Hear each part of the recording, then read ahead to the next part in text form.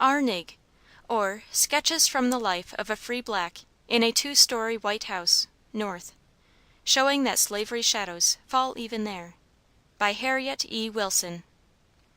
Preface. In offering to the public the following pages, the writer confesses her inability to minister to the refined and cultivated, the pleasure supplied by abler pens.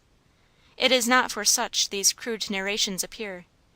Deserted by kindred, disabled by failing health, I am forced to some experiment which shall aid me in maintaining myself and child without extinguishing this feeble life. I would not from these motives even palliate slavery at the South, by disclosures of its appurtenances North. My mistress was wholly imbued with Southern principles.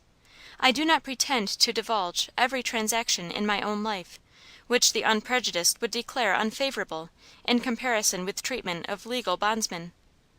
I have purposely omitted what would most provoke shame in our good anti slavery friends at home. My humble position and frank confession of errors will, I hope, shield me from severe criticism. Indeed, defects are so apparent it requires no skillful hand to expose them.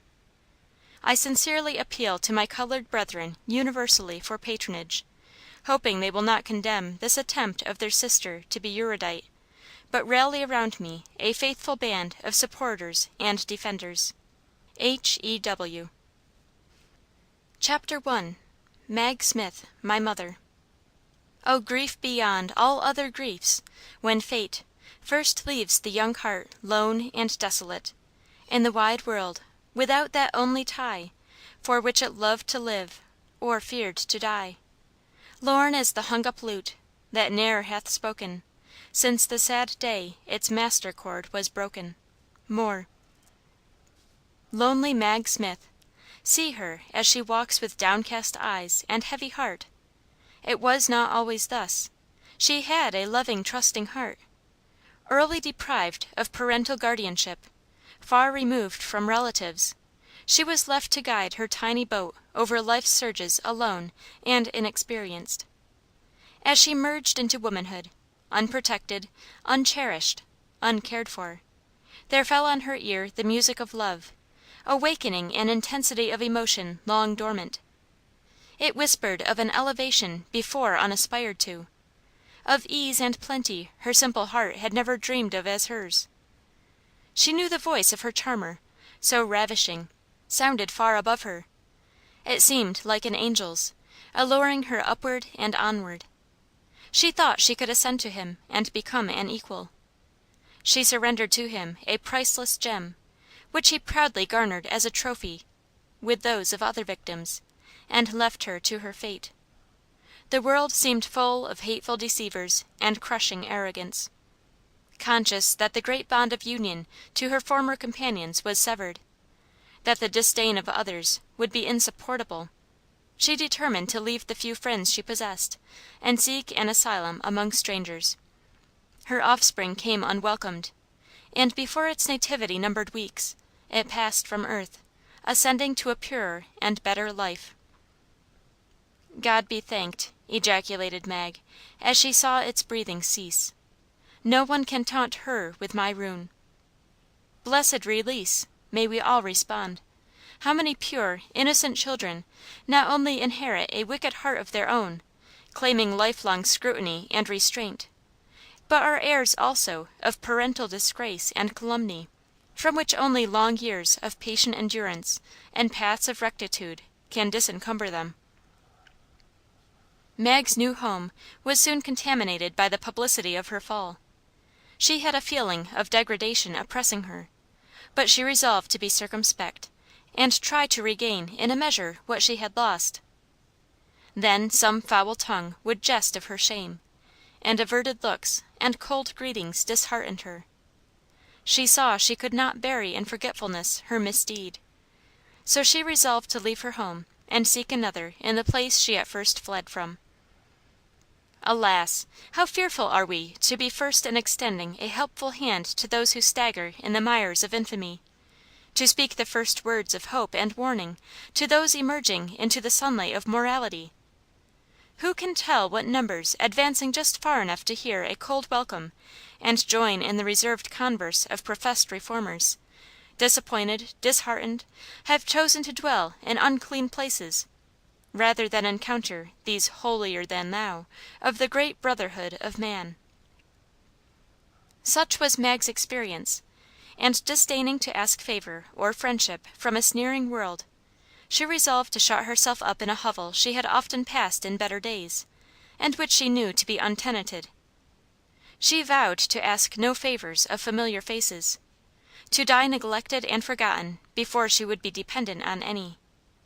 Removed from the village, she was seldom seen, except as upon your introduction, gentle reader, with downcast visage, returning her work to her employer, and thus providing herself with the means of subsistence. In 2 years many hands craved the same avocation. Foreigners who cheapened toil and clamored for a livelihood, competed with her, and she could not thus sustain herself. She was now above no drudgery. Occasionally old acquaintances called to be favored with help of some kind, which she was glad to bestow for the sake of the money it would bring her, but the association with them was such a painful reminder of bygone days, she returned to her hut morose and revengeful, refusing all offers of a better home than she possessed. Thus she lived for years, hugging her wrongs, but making no effort to escape. She had never known plenty, scarcely competency, but the present was beyond comparison with those innocent years when the coronet of virtue was hers. Every year her melancholy increased, her means diminished. At last no one seemed to notice her, save a kind-hearted African, who often called to inquire after her health and to see if she needed any fuel, he having the responsibility of furnishing that article, and she, in return, mending or making garments. "How much you earned dis week, Mag?" asked he one Saturday evening. "Little enough, Jim. 2 or 3 days without any dinner. I washed for the Reeds, and did a small job for Mrs. Belmont. That's all. I shall starve soon, unless I can get more to do. Folks seem as afraid to come here as if they expected to get some awful disease. I don't believe there is a person in the world but would be glad to have me dead, and out of the way." "No, no, Mag, don't talk so. You shan't starve so long as I have barrels to hoop. Peter Green boards me cheap. I'll help you, if nobody else will." A tear stood in Mag's faded eye. "I'm glad," she said, with a softer tone than before, "if there is one who isn't glad to see me suffer. I believe all Singleton wants to see me punished, and feel as if they could tell when I've been punished long enough. It's a long day ahead they'll set it, I reckon." After the usual supply of fuel was prepared, Jim returned home. Full of pity for Mag, he set about devising measures for her relief. "By golly!" said he to himself one day, for he had become so absorbed in Mag's interest that he had fallen into a habit of musing aloud. "By golly! I wish she'd marry me." "Who?" shouted Pete Green, suddenly starting from an unobserved corner of the rude shop. "Where you come from, you sly nigger?" exclaimed Jim. "Come, tell me, who is it?" said Pete. "Mag Smith you want to marry?" "Get out, Pete, and when you come in dis shop again, let a nigger know it. Don't steal in like a thief." Pity and love know little severance. One attends the other. Jim acknowledged the presence of the former, and his efforts in Mag's behalf told also of a finer principle. This sudden expedient, which he had unintentionally disclosed, roused his thinking and inventive powers to study upon the best method of introducing the subject to Mag. He belted his barrels, with many a scheme revolving in his mind, none of which quite satisfied him, or seemed, on the whole, expedient. He thought of the pleasing contrast between her fair face and his own dark skin, the smooth, straight hair, which he had once, in expression of pity, kindly stroked on her now wrinkled but once fair brow. There was a tempest gathering in his heart, and at last, to ease his pent-up passion, he exclaimed aloud, "By golly!" Recollecting his former exposure, he glanced around to see if Pete was in hearing again. Satisfied on this point, he continued, She'd be as much of a prize to me as she'd fall short of coming up to the mark with white folks. I don't care for past things. I've done things 'fore now I's 'shamed of. She's good enough for me, anyhow." One more glance about the premises to be sure Pete was away. The next Saturday brought Jim to the hovel again. The cold was fast coming to tarry its apportioned time. Mag was nearly despairing of meeting its rigor. "How's the wood, Mag?" asked Jim. "All gone, and no more to cut, anyhow," was the reply. "Too bad!" Jim said. His truthful reply would have been, "I'm glad." "Anything to eat in the house?" continued he. "No," replied Mag. "Too bad!" again, orally, with the same inward gratulation as before. "Well, Mag," said Jim, after a short pause, "you's down low enough, I don't see but I've got to take care of ye. S'posen we marry?" Mag raised her eyes, full of amazement, and uttered a sonorous "What?" Jim felt abashed for a moment. He knew well what were her objections. "You's had trial of white folks anyhow. They run off and left ye, and now none of 'em come near ye to see if you's dead or alive. I's black outside, I know, but I's got a white heart inside. Which you rather have, a black heart in a white skin, or a white heart in a black one?" "Oh dear!" sighed Mag. "Nobody on earth cares for me." "I do," interrupted Jim. "I can do but two things," she said, "beg my living or get it from you. Take me, Mag. I can give you a better home than this, and not let you suffer so." He prevailed. They married. You can philosophize, gentle reader, upon the impropriety of such unions, and preach dozens of sermons on the evils of amalgamation.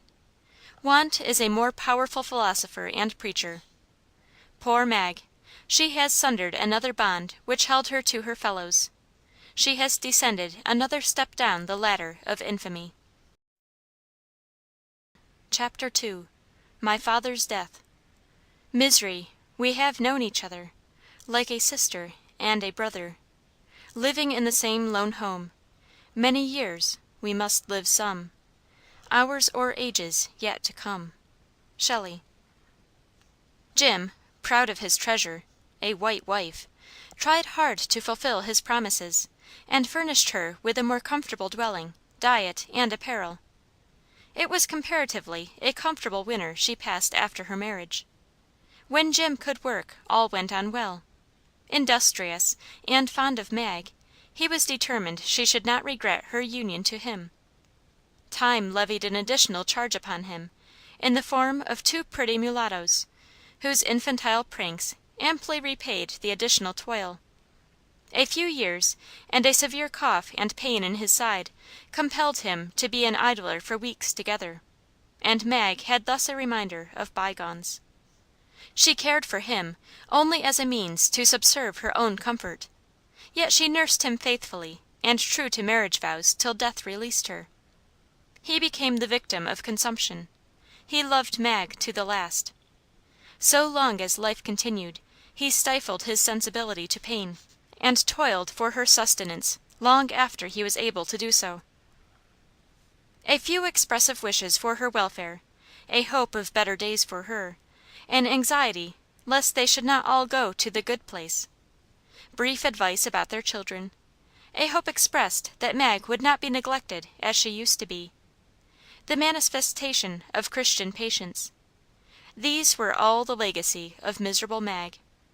A feeling of cold desolation came over her, as she turned from the grave of one who had been truly faithful to her. She was now expelled from companionship with white people. This last step, her union with a black, was the climax of repulsion. Seth Shipley, a partner in Jim's business, wished her to remain in her present home, but she declined, and returned to her hovel again, with obstacles threefold more insurmountable than before. Seth accompanied her, giving her a weekly allowance, which furnished most of the food necessary for the 4 inmates. After a time, work failed, their means were reduced. How Mag toiled and suffered, yielding to fits of desperation, bursts of anger, and uttering curses too fearful to repeat. When both were supplied with work they prospered; if idle, they were hungry together. In this way their interests became united; they planned for the future together. Mag had lived an outcast for years. She had ceased to feel the gushings of penitence. She had crushed the sharp agonies of an awakened conscience. She had no longings for a purer heart, a better life. Far easier to descend lower. She entered the darkness of perpetual infamy. She asked not the right of civilization or Christianity. Her will made her the wife of Seth.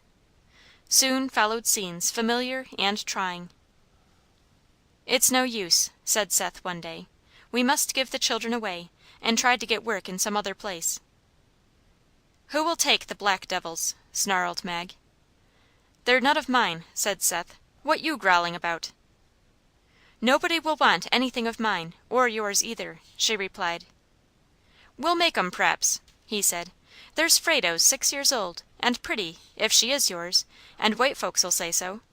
She'd be a prize somewhere," he continued, tipping his chair back against the wall, and placing his feet upon the rounds, as if he had much more to say when in the right position.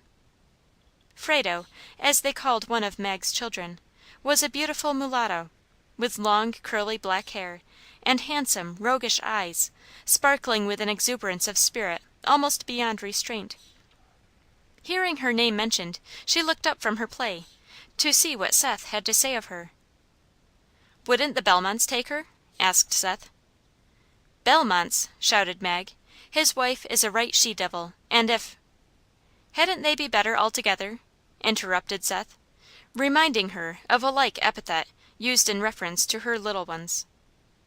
Without seeming to notice him, she continued: "She can't keep a girl in the house over a week, and Mr. Bellmont wants to hire a boy to work for him, but he can't find one that will live in the house with her; she's so ugly they can't." "Well, we've got to make a move soon," answered Seth. "If you go with me, we shall go right off. Had you rather spare the other one?" asked Seth, after a short pause. "One's as bad as t'other," replied Mag. "Frado is such a wild, frolicky thing, and means to do just as she's a mind to. She won't go if she don't want to. I don't want to tell her she is to be given away." "I will," said Seth. "Come here, Frado." The child seemed to have some dim foreshadowing of evil, and declined. "Come here," he continued. "I want to tell you something." She came reluctantly. He took her hand and said: "We're going to move, by and by. Will you go?" "No!" screamed she, and giving a sudden jerk, which destroyed Seth's equilibrium, left him sprawling on the floor, while she escaped through the open door. "She's a hard one," said Seth, brushing his patched coat sleeve. "I'd risk her at Bellmont's." They discussed the expediency of a speedy departure. Seth would first seek employment, and then return for Mag.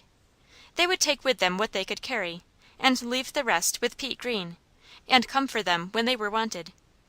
They were long in arranging affairs satisfactorily, and were not a little startled at the close of their conference to find Frado missing. They thought approaching night would bring her.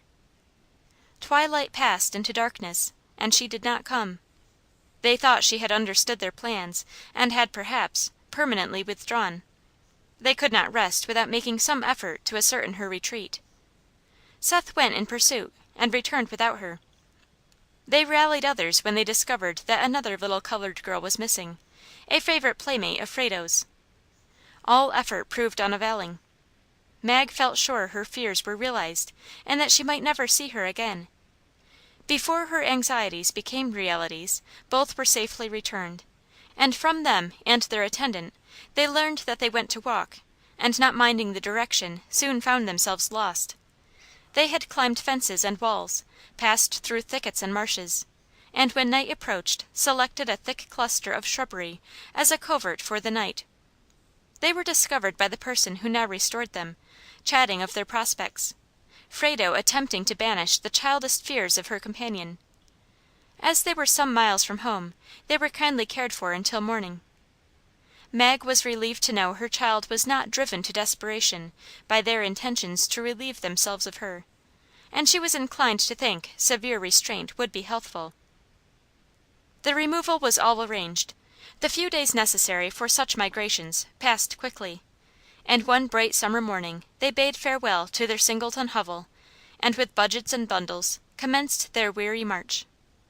As they neared the village, they heard the merry shouts of children gathered around the schoolroom, awaiting the coming of their teacher. "Halloo!" screamed one. "Black, white, and yeller! Black, white, and yeller!" echoed a dozen voices. It did not grate so harshly on poor Mag as once it would. She did not even turn her head to look at them. She had passed into an insensibility no childish taunt could penetrate, else she would have reproached herself as she passed familiar scenes, for extending the separation once so easily annihilated by steadfast integrity. 2 miles beyond lived the Bellmonts, in a large, old-fashioned, 2-story white house, environed by fruitful acres and embellished by shrubbery and shade trees. Years ago a youthful couple consecrated it as home, and after many little feet had worn paths to favorite fruit trees, and over its green hills, and mingled at last with brother man in the race which belongs neither to the swift or strong, the sire became gray-haired and decrepit, and went to his last repose. His aged consort soon followed him. The old homestead thus passed into the hands of a son, to whose wife Mag had applied the epithet "she devil," as may be remembered. John, the son, had not in his family arrangements departed from the example of the father. The pastimes of his boyhood were ever freshly revived by witnessing the games of his own sons as they rallied about the same goal his youthful feet had often won, as well as by the amusements of his daughters in their imitations of maternal duties. At the time we introduce them, however, John is wearing the badge of age. Most of his children were from home, some seeking employment, some were already settled in homes of their own. A maiden sister shared with him the estate on which he resided, and occupied a portion of the house. Within sight of the house, Seth seated himself with his bundles and the child he had been leading, while Mag walked onward to the house, leading Frado. A knock at the door brought Mrs. Bellmont, and Mag asked if she would be willing to let that child stop there while she went to the Reed's house to wash, and when she came back she would call and get her. It seemed a novel request, but she consented. Why the impetuous child entered the house, we cannot tell. The door closed, and Mag hastily departed. Frado waited for the close of day, which was to bring back her mother. Alas! It never came. It was the last time she ever saw or heard of her mother. Chapter 3. A New Home for Me. Oh, did we but know of the shadows so nigh, the world would indeed be a prison of gloom. All light would be quenched in youth's eloquent eye, and the prayer-lisping infant would ask for the tomb. For if hope be a star that may lead us astray, and deceiveth the heart, as the aged ones preach, yet 'twas mercy that gave it, to beacon our way, though its halo illumes where it never can reach. Eliza Cook. As the day closed, and Mag did not appear, surmises were expressed by the family that she never intended to return. Mr. Bellmont was a kind, humane man, who would not grudge hospitality to the poorest wanderer, nor fail to sympathize with any sufferer, however humble. The child's desertion by her mother appealed to his sympathy, and he felt inclined to succor her. To do this in opposition to Mrs. Bellmont's wishes would be like encountering a whirlwind charged with fire, daggers, and spikes. She was not as susceptible of fine emotions as her spouse. Mag's opinion of her was not without foundation. She was self-willed, haughty, undisciplined, arbitrary, and severe.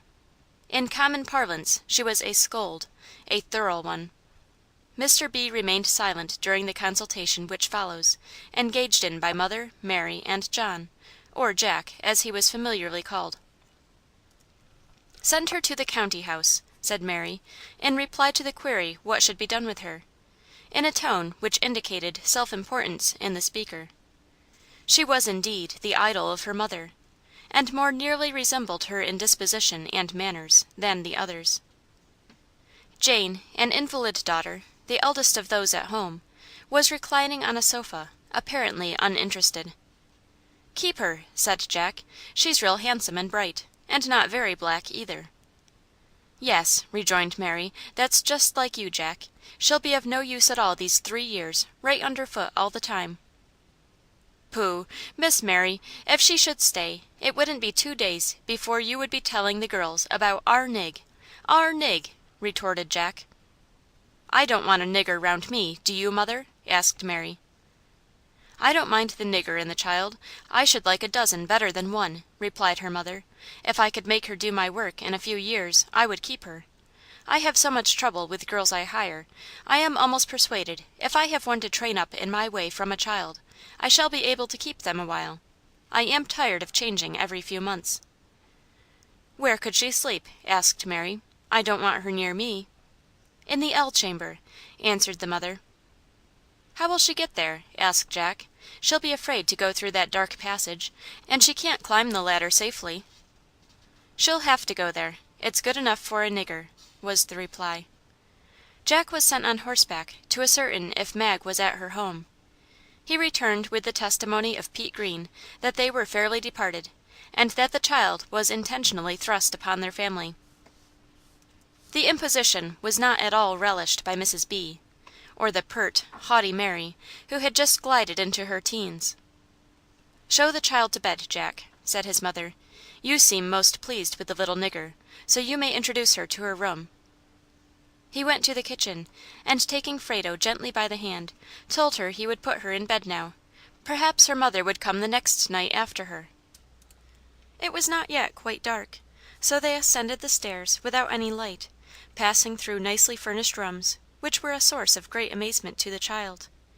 He opened the door which connected with her room by a dark, unfinished passageway.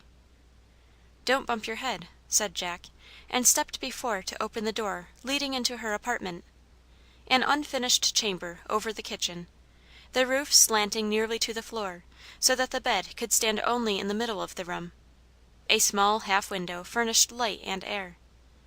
Jack returned to the sitting room, with the remark that the child would soon outgrow those quarters. "When she does, she'll outgrow the house," remarked the mother.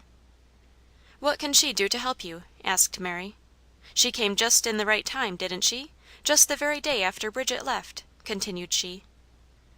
"I'll see what she can do in the morning," was the answer. While this conversation was passing below, Frado lay, revolving in her little mind whether she would remain or not until her mother's return. She was of wilful, determined nature, a stranger to fear, and would not hesitate to wander away should she decide to. She remembered the conversation of her mother with Seth, the words "given away," which she heard used in reference to herself, and though she did not know their full import, she thought she should, by remaining, be in some relation to white people she was never favored with before. So she resolved to tarry, with the hope that mother would come and get her sometime. The hot sun had penetrated her room, and it was long before a cooling breeze reduced the temperature so that she could sleep.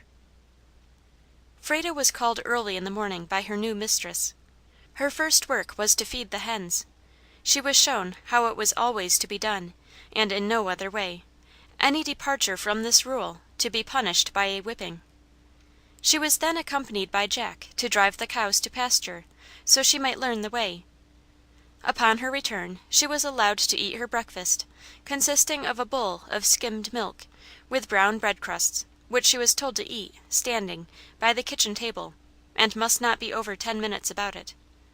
Meanwhile the family were taking their morning meal in the dining room. This over, she was placed on a cricket to wash the common dishes. She was to be in waiting always to bring wood and chips, to run hither and thither from room to room. A large amount of dishwashing for small hands followed dinner. Then the same after tea, and going after the cows finished her first day's work. It was a new discipline to the child. She found some attractions about the place, and she retired to rest at night more willing to remain. The same routine followed day after day, with slight variation, adding a little more work, and spicing the toil with words that burn, and frequent blows on her head. These were great annoyances to Frado, and had she known where her mother was, she would have gone at once to her. She was often greatly wearied, and silently wept over her sad fate. At first she wept aloud, which Mrs. Bellmont noticed by applying a rawhide, always at hand in the kitchen. It was a symptom of discontent and complaining which must be "nipped in the bud," she said. Thus passed a year. No intelligence of Mag. It was now certain Frado was to become a permanent member of the family. Her labors were multiplied. She was quite indispensable, although but 7 years old. She had never learned to read, never heard of a school until her residence in the family. Mrs. Bellmont was in doubt about the utility of attempting to educate people of color, who were incapable of elevation. This subject occasioned a lengthy discussion in the family. Mr. Bellmont, Jane, and Jack arguing for Frado's education, Mary and her mother objecting. At last Mr. Bellmont declared decisively that she should go to school. He was a man who seldom decided controversies at home. The word once spoken admitted of no appeal. So, notwithstanding Mary's objection that she would have to attend the same school she did, the word became law. It was to be a new scene to Frado, and Jack had many queries and conjectures to answer. He was himself too far advanced to attend the summer school, which Frado regretted, having had too many opportunities of witnessing Miss Mary's temper to feel safe in her company alone. The opening day of school came. Frado sauntered on far in the rear of Mary, who was ashamed to be seen walking with a "nigger." As soon as she appeared, with scanty clothing and bared feet, the children assembled, noisily published her approach. "See that nigger!" shouted one. "Look! look!" cried another. "I won't play with her," said one little girl. "Nor I neither," replied another. Mary evidently relished these sharp attacks, and saw a fair prospect of lowering Nig where, according to her views, she belonged. Poor Frado, chagrined and grieved, felt that her anticipations of pleasure at such a place were far from being realized. She was just deciding to return home, and never come there again, when the teacher appeared, and observing the downcast looks of the child, took her by the hand and led her into the schoolroom. All followed, and after the bustle of securing seats was over, Miss Marsh inquired if the children knew any cause for the sorrow of that little girl, pointing to Frado. It was soon all told. She then reminded them of their duties to the poor and friendless, their cowardice in attacking a young innocent child, referred them to one who looks not on outward appearances, but on the heart. "She looks like a good girl. I think I shall love her. So lay aside all prejudice, and vie with each other in shewing kindness and good will to one who seems different from you," were the closing remarks of the kind lady. Those kind words! The most agreeable sound which ever meets the ear of sorrowing, grieving childhood. Example rendered her words efficacious. Day by day there was a manifest change of deportment towards Nig.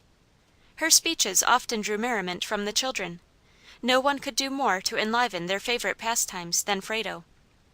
Mary could not endure to see her thus noticed, yet knew not how to prevent it. She could not influence her schoolmates as she wished. She had not gained their affections by winning ways and yielding points of controversy. On the contrary, she was self-willed, domineering, every day reported "mad" by some of her companions.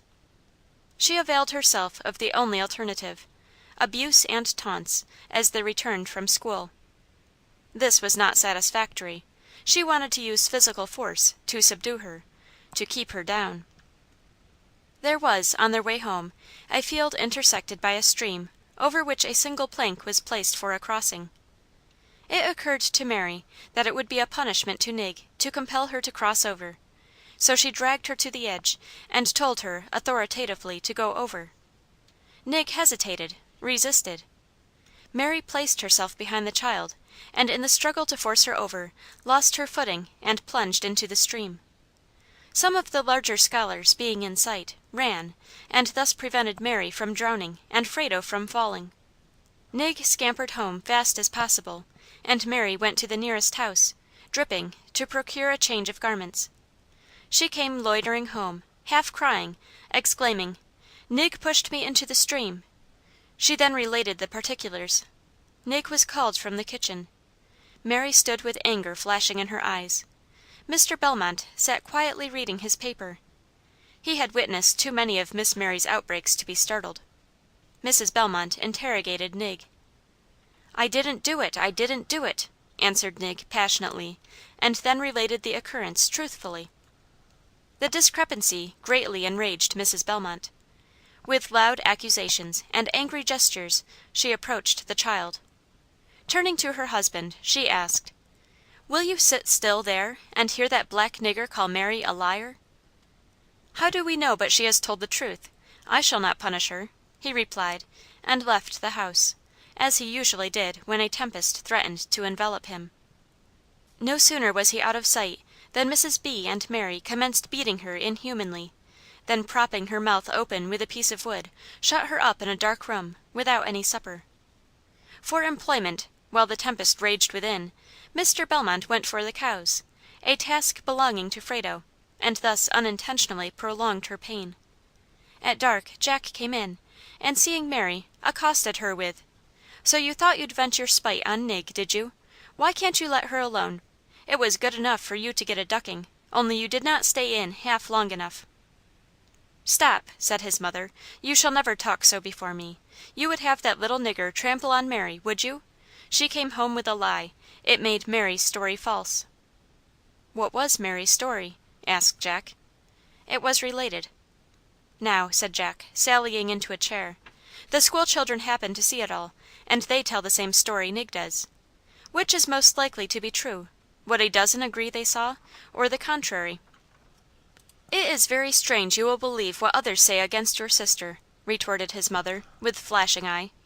"I think it is time your father subdued you." "Father is a sensible man," argued Jack. "He would not wrong a dog. Where is Frado?" he continued. "Mother gave her a good whipping and shut her up," replied Mary. Just then Mr. Bellmont entered, and asked if Frado was shut up yet. The knowledge of her innocence, the perfidy of his sister, worked fearfully on Jack. He bounded from his chair, searched every room till he found the child, her mouth wedged apart, her face swollen and full of pain. How Jack pitied her! He relieved her jaws, brought her some supper, took her to her room, comforted her as well as he knew how, sat by her till she fell asleep, and then left for the sitting room. As he passed his mother, he remarked, if that was the way Frado was to be treated, he hoped she would never wake again. He then imparted her situation to his father, who seemed untouched, till a glance at Jack exposed a tearful eye. Jack went early to her next morning. She awoke sad, but refreshed. After breakfast, Jack took her with him to the field, and kept her through the day. But it could not be so generally. She must return to school, to her household duties. He resolved to do what he could to protect her from Mary and his mother. He bought her a dog, which became a great favorite with both. The invalid Jane would gladly befriend her, but she had not the strength to brave the iron will of her mother. Kind words and affectionate glances were the only expression of sympathy she could safely indulge in. The men employed on the farm were always glad to hear her prattle. She was a great favorite with them. Mrs. Bellmont allowed them the privilege of talking with her in the kitchen. She did not fear but she would have ample opportunity of subduing her when they were away. 3 months of schooling, summer and winter, she enjoyed for 3 years. Her winter overdress was a cast-off overcoat, once worn by Jack, and a sunbonnet. It was a source of great merriment to the scholars, but Nig's retorts were so mirthful, and their satisfaction so evident in attributing the selection to old Granny Bellmont, that it was not painful to Nig, or pleasurable to Mary. Her jollity was not to be quenched by whipping or scolding. In Mrs. Bellmont's presence she was under restraint, but in the kitchen and among her schoolmates the pent-up fires burst forth. She was ever at some sly prank when unseen by her teacher, in school hours. Not unfrequently some outburst of merriment, of which she was the original, was charged upon some innocent mate, and punishment inflicted which she merited. They enjoyed her antics so fully that any of them would suffer wrongfully to keep open the avenues of mirth. She would venture far beyond propriety, thus shielded and countenanced. The teacher's desk was supplied with drawers, in which were stored his books and other etceteras of the profession. The children observed Nig very busy there one morning before school, as they flitted in occasionally from their play outside. The master came, called the children to order, opened a drawer to take the book the occasion required, when out poured a volume of smoke. "Fire! Fire!" screamed he, at the top of his voice. By this time he had become sufficiently acquainted with the peculiar odor to know he was imposed upon. The scholars shouted with laughter, to see the terror of the dupe, who, feeling abashed at the needless fright, made no very strict investigation, and Nig once more escaped punishment. She had provided herself with cigars, and puffing away at the crack of the drawer, had filled it with smoke, and then closed it tightly to deceive the teacher, and amuse the scholars. The interim of terms was filled up with a variety of duties new and peculiar. At home, no matter how powerful the heat when sent to rake hay or guard the grazing herd, she was never permitted to shield her skin from the sun. She was not many shades darker than Mary now. What a calamity it would be ever to hear the contrast spoken of! Mrs. Bellmont was determined the sun should have full power to darken the shade which nature had first bestowed upon her as best befitting. Chapter IV. A Friend for Nig. Hours of my youth, when nurtured in my breast, to love a stranger, friendship made me blest.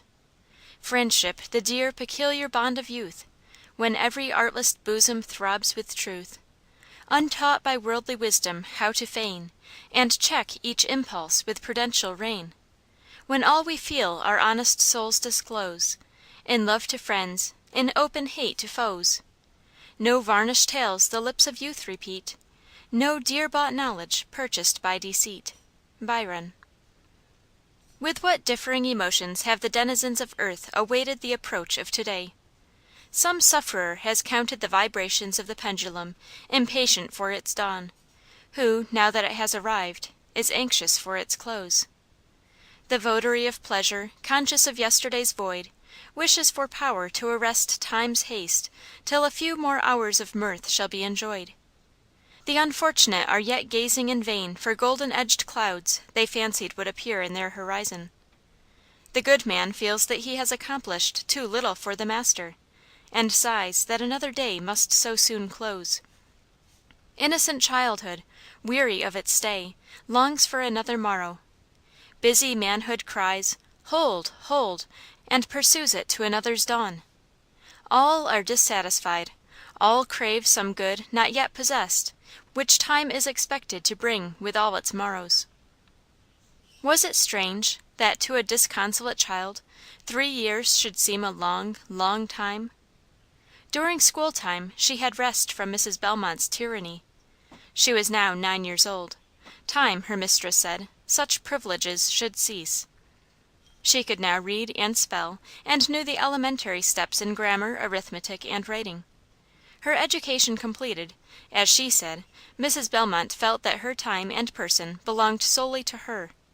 She was under her in every sense of the word. What an opportunity to indulge her vixen nature! No matter what occurred to ruffle her, or from what source provocation came, real or fancied, a few blows on Nig seemed to relieve her of a portion of ill will. These were days when Fido was the entire confidant of Frado. She told him her griefs as though he were human, and he sat so still, and listened so attentively, she really believed he knew her sorrows. All the leisure moments she could gain were used in teaching him some feat of dog agility, so that Jack pronounced him very knowing, and was truly gratified to know he had furnished her with a gift answering his intentions. Fido was the constant attendant of Frado, when sent from the house on errands, going and returning with the cows, out in the fields, to the village. If ever she forgot her hardships, it was in his company. Spring was now retiring. James, one of the absent sons, was expected home on a visit. He had never seen the last acquisition to the family. Jack had written faithfully of all the merits of his colored protege, and hinted plainly that mother did not always treat her just right. Many were the preparations to make the visit pleasant, and as the day approached when he was to arrive, great exertions were made to cook the favorite viands, to prepare the choicest table fare. The morning of the arrival day was a busy one. Frado knew not who would be of so much importance. Her feet were speeding hither and thither so unsparingly. Mrs. Bellmont seemed a trifle fatigued, and her shoes, which had, earlier in the morning, a methodic squeak, altered to an irregular, peevish snap. "Get some little wood to make the fire burn," said Mrs. Bellmont, in a sharp tone. Frado obeyed, bringing the smallest she could find. Mrs. Bellmont approached her, and giving her a box on her ear, reiterated the command. The first the child brought was the smallest to be found. Of course the second must be a trifle larger. She well knew it was, as she threw it into a box on the hearth.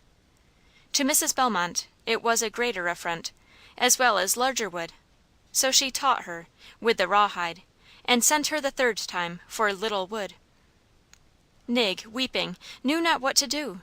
She had carried the smallest, none left would suit her mistress, and of course further punishment awaited her. So she gathered up whatever came first, and threw it down on the hearth. As she expected, Mrs. Bellmont, enraged, approached her, and kicked her so forcibly as to throw her upon the floor. Before she could rise, another foiled the attempt, and then followed kick after kick in quick succession and power, till she reached the door. Mr. Bellmont and Aunt Abby, hearing the noise, rushed in, just in time to see the last of the performance. Nig jumped up and rushed from the house, out of sight. Aunt Abby returned to her apartment, followed by John, who was muttering to himself. "What were you saying?" asked Aunt Abby. "I said I hoped the child never would come into the house again." "What would become of her? You cannot mean that," continued his sister. "I do mean it. The child does as much work as a woman ought to, and just see how she is kicked about." "Why do you have it so, John?" asked his sister. "How am I to help it? Women rule the earth, and all in it." "I think I should rule my own house, John." "And live in hell, meantime," added Mr. Bellmont. John now sauntered out to the barn to await the quieting of the storm. Aunt Abby had a glimpse of Nig as she passed out of the yard, but to arrest her, or show her that she would shelter her, in Mrs. Bellmont's presence, would only bring reserved wrath on her defenceless head. Her sister-in-law had great prejudices against her. One cause of the alienation was that she did not give her right in the homestead to John, and leave it forever. Another was that she was a professor of religion. So was Mrs. Bellmont. But Nab, as she called her, did not live according to her profession. Another, that she would sometimes give Nig cake and pie, which she was never allowed to have at home. Mary had often noticed and spoken of her inconsistencies. The dinner hour passed. Frado had not appeared. Mrs. B. made no inquiry or search. Aunt Abby looked long, and found her concealed in an outbuilding. "Come into the house with me," implored Aunt Abby. "I ain't going in any more," sobbed the child. "What will you do?" asked Aunt Abby. "I've got to stay out here and die. I hain't got no mother, no home. I wish I was dead." "Poor thing!" muttered Aunt Abby, and slyly providing her with some dinner, left her to her grief. Jane went to confer with her aunt about the affair, and learn from her the retreat. She would gladly have concealed her in her own chamber, and ministered to her wants, but she was dependent on Mary and her mother for care, and any displeasure caused by attention to Nig was seriously felt. Toward night the coach brought James. A time of general greeting, inquiries for absent members of the family, a visit to Aunt Abby's room, undoing a few delicacies for Jane, brought them to the tea hour. "Where's Frado?" asked Mr. Bellmont, observing that she was not in her usual place, behind her mistress's chair. "I don't know, and I don't care. If she makes her appearance again, I'll take the skin from her body," replied his wife. James, a fine-looking young man, with a pleasant countenance, placid and yet decidedly serious, yet not stern, looked up confounded. He was no stranger to his mother's nature, but years of absence had erased the occurrences once so familiar, and he asked, "Is this that pretty little Nig Jack writes to me about, that you are so severe upon, mother?" "I'll not leave much of her beauty to be seen, if she comes in sight, And now, John," said Mrs. B., turning to her husband, "you need not think you are going to learn her to treat me in this way. Just see how saucy she was this morning. She shall learn her place." Mr. Bellmont raised his calm, determined eye full upon her, and said, in a decisive manner, "You shall not strike, or scald, or skin her, as you call it, if she comes back again. Remember," and he brought his hand down upon the table, "I have searched an hour for her now, and she is not to be found on the premises. Do you know where she is? Is she your prisoner?" "No, I have just told you I did not know where she was. Nab has her hid somewhere, I suppose. Oh dear, I did not think it would come to this, that my own husband would treat me so." Then came fast flowing tears, which no one but Mary seemed to notice. Jane crept into Aunt Abby's room. Mr. Bellmont and James went out of doors, and Mary remained to condole with her parent. "Do you know where Frado is?" asked Jane of her aunt. "No," she replied. "I have hunted everywhere. She has left her first hiding place. I cannot think what has become of her. There comes Jack and Fido; perhaps he knows." And she walked to a window near, where James and his father were conversing together. The two brothers exchanged a hearty greeting, and then Mr. Bellmont told Jack to eat his supper; afterwards he wished to send him away. He immediately went in. Accustomed to all the phases of indoor storms, from a whine to thunder and lightning, he saw at a glance marks of disturbance. He had been absent through the day, with the hired men. "What's the fuss?" asked he, rushing into Aunt Abby's. "Eat your supper," said Jane. "Go home, Jack." Back again through the dining room, and out to his father. "What's the fuss?" again inquired he of his father. "Eat your supper, Jack, and see if you can find Frado. She's not been seen since morning, and then she was kicked out of the house." "I shan't eat my supper till I find her," said Jack indignantly. "Come, James, and see the little creature mother treats so." They started, calling, searching, coaxing, all their way along. No Frado. They returned to the house to consult. James and Jack declared they would not sleep till she was found. Mrs. Bellmont attempted to dissuade them from the search. It was a shame a little nigger should make so much trouble. Just then Fido came running up, and Jack exclaimed, "Fido knows where she is, I'll bet." "So I believe," said his father, "but we shall not be wiser unless we can outwit him. He will not do what his mistress forbids him." "I know how to fix him," said Jack. Taking a plate from the table, which was still waiting, he called, "Fido, Fido, Frado wants some supper, come." Jack started. The dog followed and soon capered on before, far, far into the fields, over walls and through fences, into a piece of swampy land. Jack followed close, and soon appeared to James, who was quite in the rear, coaxing and forcing Frado along with him. A frail child, driven from shelter by the cruelty of his mother, was an object of interest to James. They persuaded her to go home with them, warmed her by the kitchen fire, gave her a good supper, and took her with them into the sitting room. "Take that nigger out of my sight," was Mrs. Bellmont's command, before they could be seated. James led her into Aunt Abby's, where he knew they were welcome. They chatted a while, until Frado seemed cheerful. Then James led her to her room and waited until she retired. "Are you glad I've come home?" asked James. "Yes, if you won't let me be whipped to morrow." "You won't be whipped. You must try to be a good girl," counseled James. "If I do, I get whipped," sobbed the child. "They won't believe what I say. Oh, I wish I had my mother back, then I should not be kicked and whipped so. Who made me so?" "God," answered James. "Did God make you?" "Yes." "Who made Aunt Abby?" "God." "Who made your mother?" "God." "Did the same God that made her make me?" "Yes." "Well, then I don't like him." "Why not?" "Because he made her white and me black. Why didn't he make us both white?" "I don't know. Try to go to sleep, and you will feel better in the morning," was all the reply he could make to her knotty queries. It was a long time before she fell asleep, and a number of days before James felt in a mood to visit and entertain old associates and friends. Chapter 5. Departures. Life is a strange avenue of various trees and flowers, lightsome at commencement, but darkening to its end in a distant, massy portal. It beginneth as a little path, edged with the violet and primrose, a little path of lawny grass and soft to tiny feet, soon spring thistles in the way. Tupper. James' visit concluded. Frado had become greatly attached to him, and with sorrow she listened and joined in the farewells which preceded his exit. The remembrance of his kindness cheered her through many a weary month, and an occasional word to her in letters to Jack were like cold waters to a thirsty soul. Intelligence came that James would soon marry. Frado hoped he would, and remove her from such severe treatment as she was subject to. There had been additional burdens laid on her since his return. She must now milk the cows; she had then only to drive. Flocks of sheep had been added to the farm, which daily claimed a portion of her time.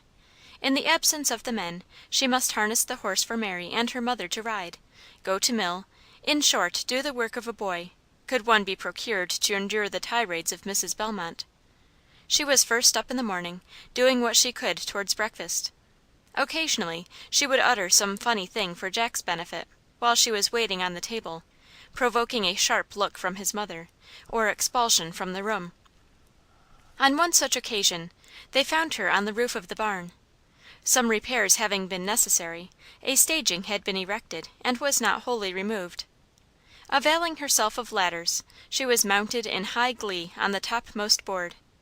Mr. Belmont called sternly for her to come down. Poor Jane nearly fainted from fear. Mrs. B. and Mary did not care if she broke her neck, while Jack and the men laughed at her fearlessness. Strange, one spark of playfulness could remain amid such constant toil. But her natural temperament was in a high degree mirthful, and the encouragement she received from Jack and the hired men constantly nurtured the inclination. When she had none of the family around to be merry with, she would amuse herself with the animals. Among the sheep was a wilful leader, who always persisted in being first served, and many times in his fury he had thrown down Nig, till, provoked, she resolved to punish him. The pasture in which the sheep grazed was founded on three sides by a wide stream, which flowed on one side at the base of precipitous banks. The first spare moments at her command, she ran to the pasture with a dish in her hand, and mounting the highest point of land nearest the stream, called the flock to their mock repast. Mr. Belmont, with his laborers, were in sight, though unseen by Frado. They paused to see what she was about to do. Should she by any mishap lose her footing, she must roll into the stream, and without aid must drown. They thought of shouting, but they feared an unexpected salute might startle her, and thus ensure what they were anxious to prevent. They watched in breathless silence. The wilful sheep came furiously leaping and bounding, far in advance of the flock. Just as he leaped for the dish, she suddenly jumped to one side, when down he rolled into the river, and swimming across, remained alone till night. The men lay down, convulsed with laughter at the trick, and guessed at once its object. Mr. Belmont talked seriously to the child for exposing herself to such danger, but she hopped about on her toes, and with laughable grimaces replied, she knew she was quick enough to give him a slide. But to return. James married a Baltimorean lady of wealthy parentage, an indispensable requisite, his mother had always taught him. He did not marry her wealth, though; he loved her sincerely. She was not unlike his sister Jane, who had a social, gentle, loving nature, rather too yielding, her brother thought. His Susan had a firmness which Jane needed to complete her character, but which her ill health may in a measure have failed to produce. Although an invalid, she was not excluded from society. Was it strange she should seem a desirable companion, a treasure as a wife? Two young men seemed desirous of possessing her. One was a neighbor, Henry Reed, a tall, spare young man, with sandy hair and blue, sinister eyes. He seemed to appreciate her wants, and watch with interest her improvement or decay. His kindness she received, and by it was almost won. Her mother wished her to encourage his attentions. She had counted the acres which were to be transmitted to an only son. She knew there was silver in the purse. She would not have Jane too sentimental. The eagerness with which he amassed wealth was repulsive to Jane. He did not spare his person or beasts in its pursuit. She felt that to such a man she should be considered an encumbrance. She doubted if he would desire her, if he did not know she would bring a handsome patrimony. Her mother, full in favor with the parents of Henry, commanded her to accept him. She engaged herself, yielding to her mother's wishes, because she had not strength to oppose them; and sometimes, when witness of her mother's and Mary's tyranny, she felt any change would be preferable, even such a one as this. She knew her husband should be the man of her own selecting, one she was conscious of preferring before all others. She could not say this of Henry. In this dilemma, a visitor came to Aunt Abby's, one of her boy favorites, George Means, from an adjoining state. Sensible, plain-looking, agreeable, talented, he could not long be a stranger to any one who wished to know him. Jane was accustomed to sit much with Aunt Abby always. Her presence now seemed necessary to assist in entertaining this youthful friend. Jane was more pleased with him each day, and silently wished Henry possessed more refinement, and the polished manners of George. She felt dissatisfied with her relation to him. His calls while George was there brought their opposing qualities vividly before her, and she found it disagreeable to force herself into those attentions belonging to him. She received him apparently only as a neighbor. George returned home, and Jane endeavored to stifle the risings of dissatisfaction, and had nearly succeeded, when a letter came which needed but one glance to assure her of its birthplace, and she retired for its perusal. Well was it for her that her mother's suspicion was not aroused, or her curiosity startled to inquire who it came from. After reading it, she glided into Aunt Abby's, and placed it in her hands, who was no stranger to Jane's trials. George could not rest after his return, he wrote, until he had communicated to Jane the emotions her presence awakened, and his desire to love and possess her as his own. He begged to know if his affections were reciprocated, or could be, if she would permit him to write to her, if she was free from all obligation to another. "What would mother say?" queried Jane, as she received the letter from her aunt. "Not much to comfort you." "Now, aunt, George is just such a man as I could really love, I think, from all I have seen of him. You know I never could say that of Henry." "Then don't marry him," interrupted Aunt Abby. "Mother will make me." "Your father won't." "Well, aunt, what can I do? Would you answer the letter or not?" "Yes, answer it. Tell him your situation." "I shall not tell him all my feelings." Jane answered that she had enjoyed his company much.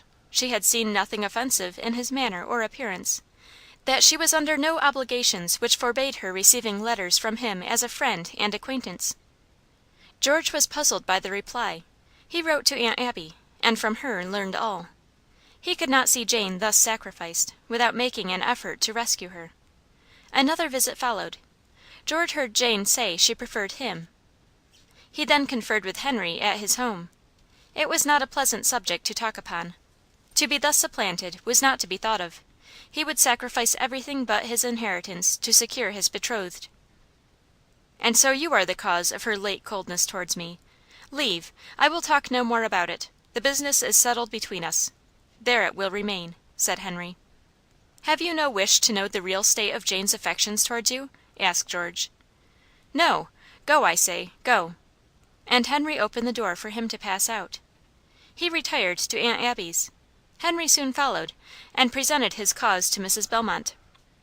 Provoked, surprised, indignant, she summoned Jane to her presence, and after a lengthy tirade upon Nab, and her satanic influence, told her she could not break the bonds which held her to Henry; she should not. George Means was rightly named. He was truly mean enough. She knew his family of old. His father had 4 wives and 5 times as many children. "Go to your room, Miss Jane," she continued. "Don't let me know of your being in Nab's for one while." The storm was now visible to all beholders. Mr. Bellmont sought Jane. She told him her objections to Henry, showed him George's letter, told her answer, the occasion of his visit. He bade her not to make herself sick. He would see that she was not compelled to violate her free choice in so important a transaction. He then sought the 2 young men, told them he could not as a father see his child compelled to an uncongenial union, A free voluntary choice was of such importance to one of her health. She must be left free to her own choice. Jane sent Henry a letter of dismission, he her one of a legal bearing, in which he balanced his disappointment by a few hundreds. To brave her mother's fury nearly overcame her, but the consolation of a kind father and aunt cheered her on. After a suitable interval, she was married to George, and removed to his home in Vermont. Thus another light disappeared from Nig's horizon. Another was soon to follow. Jack was anxious to try his skill in providing for his own support, so a situation as clerk in a store was procured in a western city, and 6 months after Jane's departure was Nig abandoned to the tender mercies of Mary and her mother. As if to remove the last vestige of earthly joy, Mrs. Bellmont sold the companion and pet of Frado, the dog Fido. Chapter 6. Varieties. Hard are life's early steps, and but that youth is buoyant, confident, and strong in hope, men would behold its threshold and despair. The sorrow of Frado was very great for her pet, and Mr. Bellmont by great exertion obtained it again, much to the relief of the child. To be thus deprived of all her sources of pleasure was a sure way to exalt their worth, and Fido became, in her estimation, a more valuable presence than the human beings who surrounded her. James had now been married a number of years, and frequent requests for a visit from the family were at last accepted, and Mrs. Bellmont made great preparations for a fall sojourn in Baltimore. Mary was installed housekeeper, in name merely, for Nig was the only moving power in the house. Although suffering from their joint severity, she felt safer than to be thrown wholly upon an ardent, passionate, unrestrained young lady, whom she always hated and felt it hard to be obliged to obey. The trial she must meet. Were Jack or Jane at home, she would have some refuge. One only remained. Good Aunt Abby was still in the house. She saw the fast receding coach which conveyed her master and mistress with regret, and begged for one favor only, that James would send for her when they returned, a hope she had confidently cherished all these 5 years. She was now able to do all the washing, ironing, baking, and the common et cetera of household duties, though but 14. Mary left all for her to do, though she affected great responsibility. She would show herself in the kitchen long enough to relieve herself of some command, better withheld, or insist upon some compliance to her wishes in some department which she was very imperfectly acquainted with, very much less than the person she was addressing, and so impetuous till her orders were obeyed, that to escape the turmoil, Nig would often go contrary to her own knowledge to gain a respite. Nig was taken sick. What could be done the work, certainly, but not by Miss Mary. So Nig would work while she could remain erect, then sink down upon the floor or a chair till she could rally for a fresh effort. Mary would look in upon her, chide her for her laziness, threaten to tell mother when she came home, and so forth. "Nig," screamed Mary, one of her sickest days, "come here and sweep these threads from the carpet."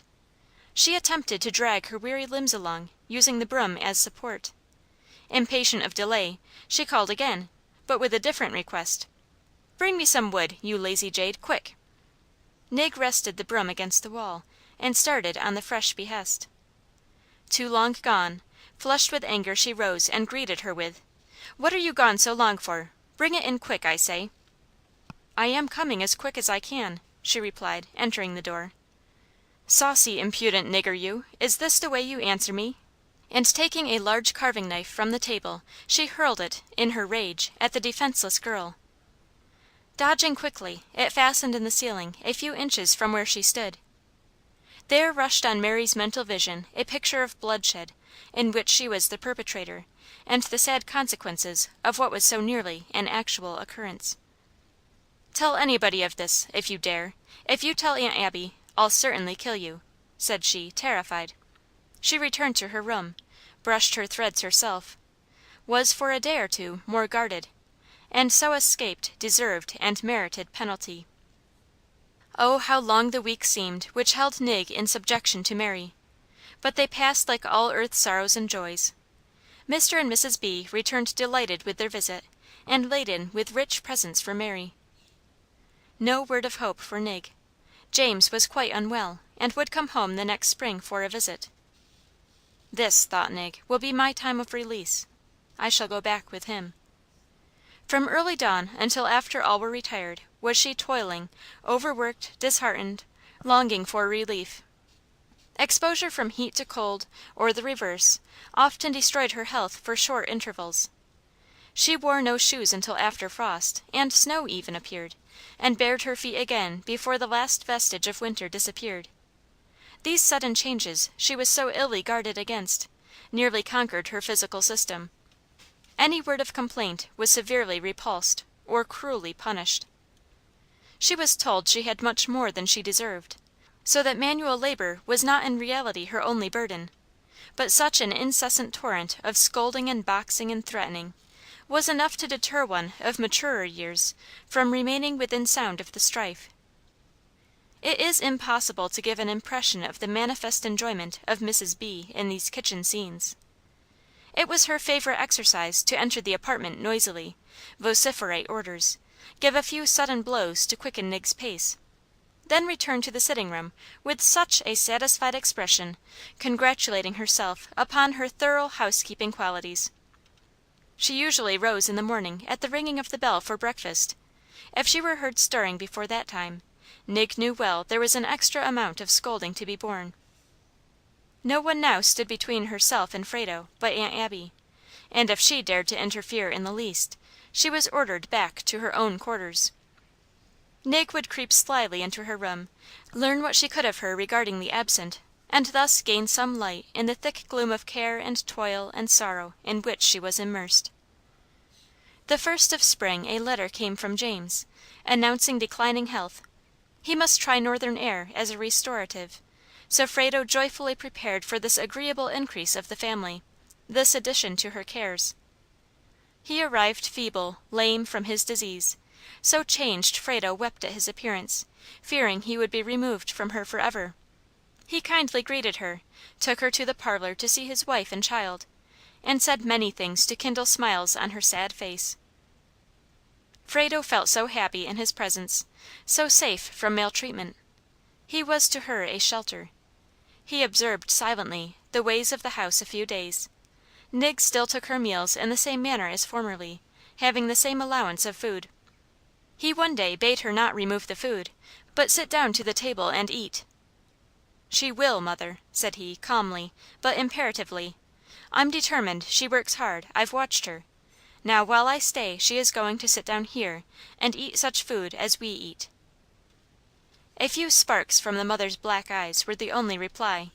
She feared to oppose where she knew she could not prevail, so Nig's standing attitude and selected diet vanished.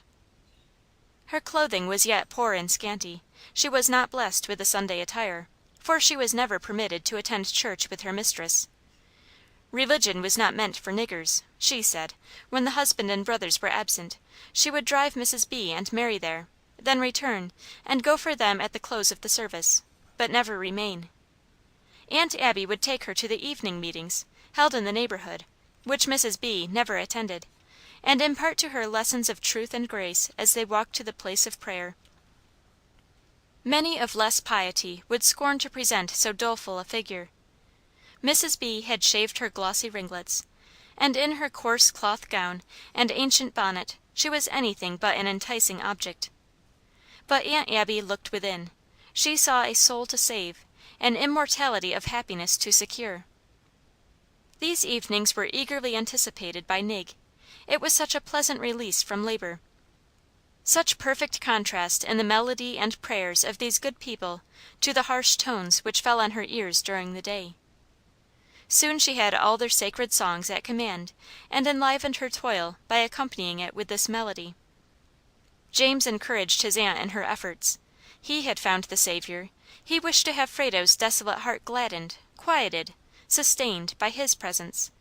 He felt sure there were elements in her heart which, transformed and purified by the gospel, would make her worthy the esteem and friendship of the world. A kind, affectionate heart, native wit and common sense, and the pertness she sometimes exhibited, he felt if restrained properly, might become useful in originating a self-reliance which would be of service to her in after years. Yet it was not possible to compass all this, while she remained where she was. He wished to be cautious about pressing too closely her claims on his mother, as it would increase the burdened one he so anxiously wished to relieve. He cheered her on with the hope of returning with his family when he recovered sufficiently. Nig seemed awakened to new hopes and aspirations, and realized a longing for the future, hitherto unknown.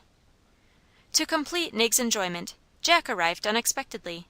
His greeting was as hearty to herself as to any of the family. "Where are your curls, Frey?" asked Jack, after the usual salutation. "Your mother cut them off." "Thought you were getting handsome, did she? Same old story, is it? Knocks and bumps? Better times coming, never fear, Nig." How different this appellative sounded from him!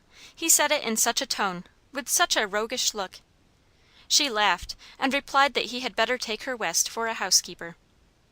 Jack was pleased with James' innovations of table discipline, and would often tarry in the dining room, to see Nig in her new place at the family table.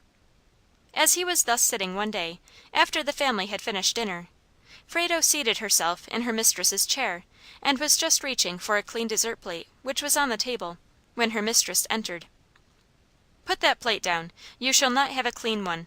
Eat from mine," continued she. Nig hesitated. To eat after James, his wife, or Jack, would have been pleasant, but to be commanded to do what was disagreeable by her mistress, because it was disagreeable, was trying.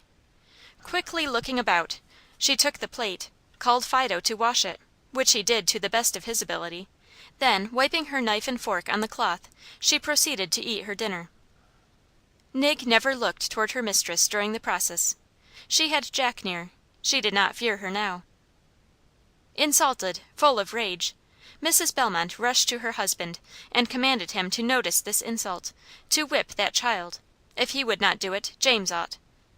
James came to hear the kitchen version of the affair.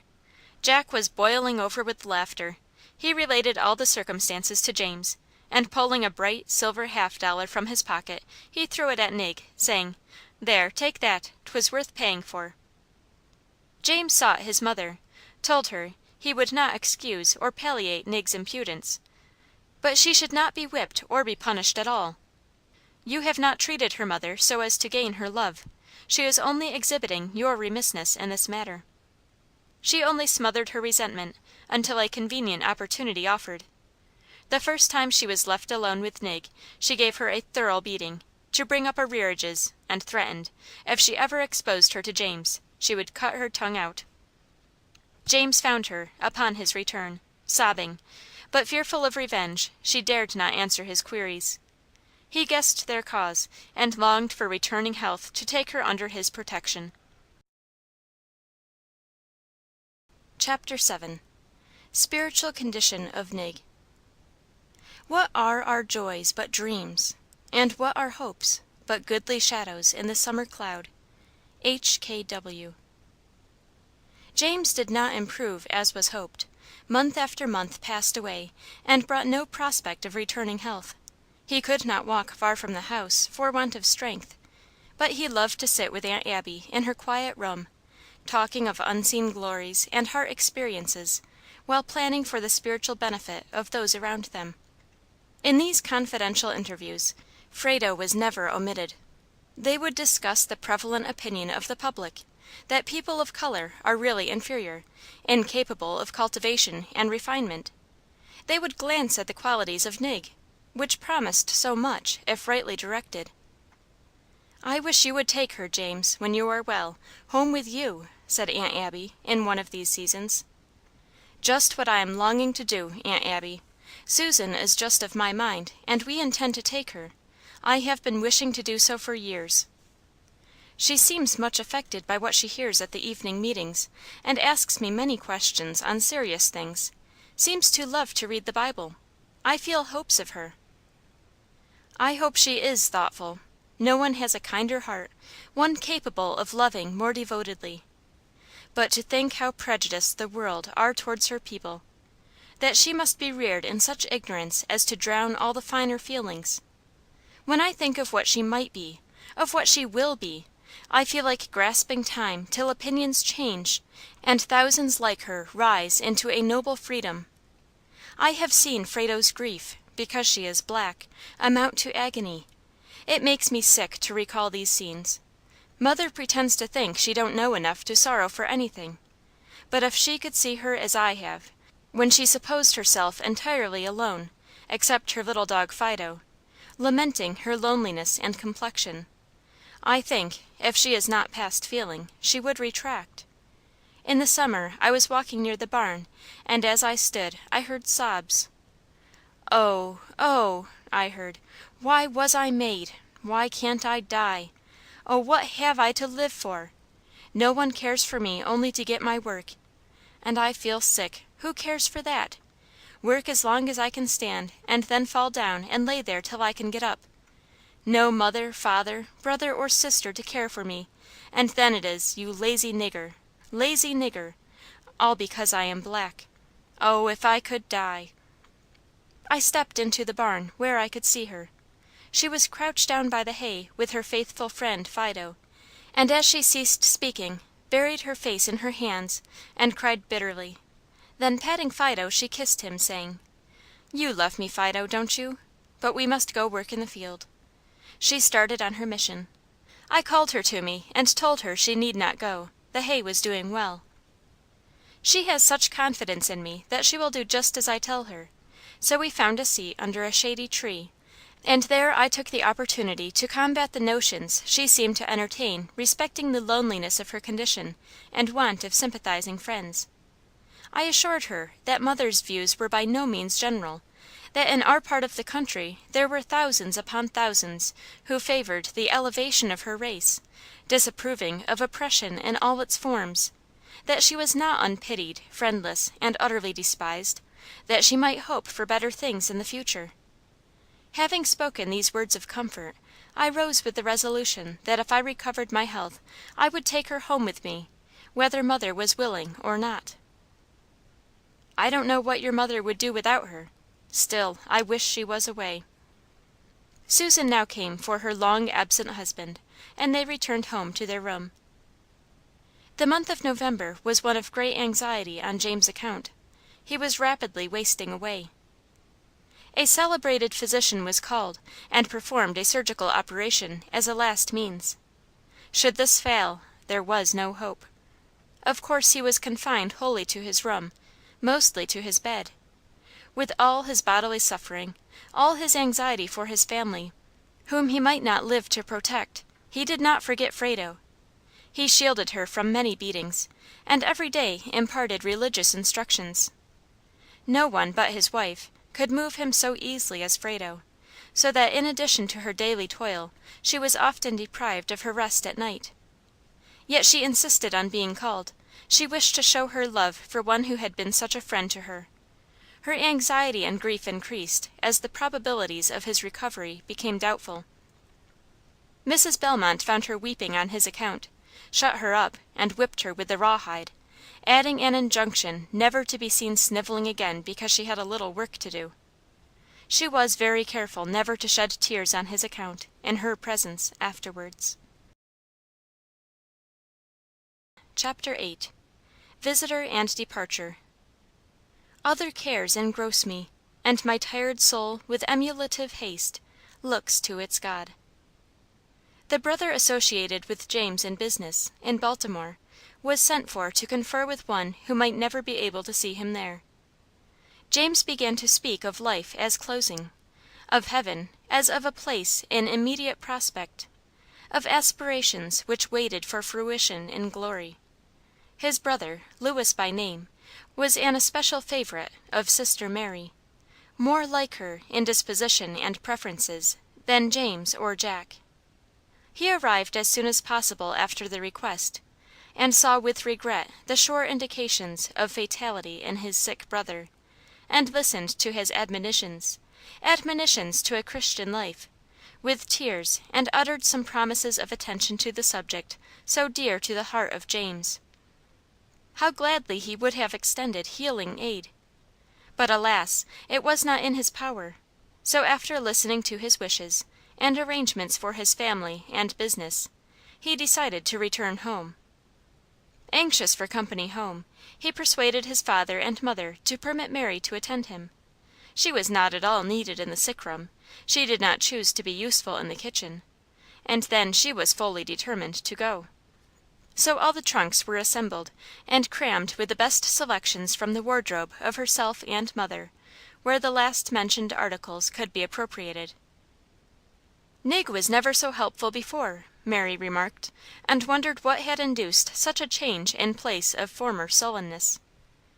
Nig was looking further than the present, and congratulating herself upon some days of peace, for Mary never lost opportunity of informing her mother of Nig's delinquencies, were she otherwise ignorant. Was it strange if she were officious, with such relief in prospect? The parting from the sick brother was tearful and sad. James prayed in their presence for their renewal in holiness, and urged their immediate attention to eternal realities, and gained a promise that Susan and Charlie should share their kindest regards. No sooner were they on their way than Nig slyly crept round to Aunt Abby's room, and tiptoeing and twisting herself into all shapes, she exclaimed, "She's gone, Aunt Abby! She's gone, fairly gone!" and jumped up and down, till Aunt Abby feared she would attract the notice of her mistress by such demonstrations. "Well, she's gone, gone, Aunt Abby! I hope she'll never come back again." "No, no, Frado, that's wrong. You would be wishing her dead. That won't do." "Well, I'll bet she'll never come back again. Somehow I feel as though she wouldn't." "She is James' sister," remonstrated Aunt Abby. "So is our cross sheep, just as much, that I ducked in the river. I'd like to try my hand at curing her, too." "But you forget what our good minister told us last week, about doing good to those that hate us." "Didn't I do good, Aunt Abby, when I washed and ironed and packed her old duds to get rid of her, and helped her pack her trunks, and run here and there for her?" "Well, well, Frado, you must go finish your work, or your mistress will be after you, and remind you severely of Miss Mary, and some others beside." Nig went as she was told, and her clear voice was heard as she went, singing in joyous notes the relief she felt at the removal of one of her tormentors. Day by day the quiet of the sick man's room was increased. He was helpless and nervous, and often wished change of position, thereby hoping to gain momentary relief. The calls upon Frado were consequently more frequent, her nights less tranquil. Her health was impaired by lifting the sick man, and by drudgery in the kitchen. Her ill health she endeavored to conceal from James, fearing he might have less repose if there should be a change of attendants, and Mrs. Bellmont, she well knew, would have no sympathy for her. She was at last so much reduced as to be unable to stand erect for any great length of time. She would sit at the table to wash her dishes; if she heard the well-known step of her mistress, she would rise till she returned to her room, and then sink down for further rest. Of course, she was longer than usual in completing the services assigned her. This was a subject of complaint to Mrs. Bellmont, and Frado endeavored to throw off all appearance of sickness in her presence. But it was increasing upon her, and she could no longer hide her indisposition. Her mistress entered one day, and finding her seated, commanded her to go to work. "I am sick," replied Frado, rising and walking slowly to her unfinished task, "and cannot stand long. I feel so bad." Angry that she should venture a reply to her command, she suddenly inflicted a blow which laid the tottering girl prostrate on the floor. Excited by so much indulgence of a dangerous passion, she seemed left to unrestrained malice, and snatching a towel, stuffed the mouth of the sufferer and beat her cruelly. Frado hoped she would end her misery by whipping her to death. She bore it with the hope of a martyr that her misery would soon close. Though her mouth was muffled, and the sounds were much stifled, there was a sensible commotion, which James' quick ear detected.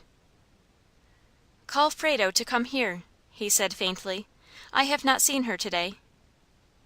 Susan retired with the request to the kitchen, where it was evident some brutal scene had just been enacted. Mrs. Bellmont replied that she had some work to do just now; when that was done she might come.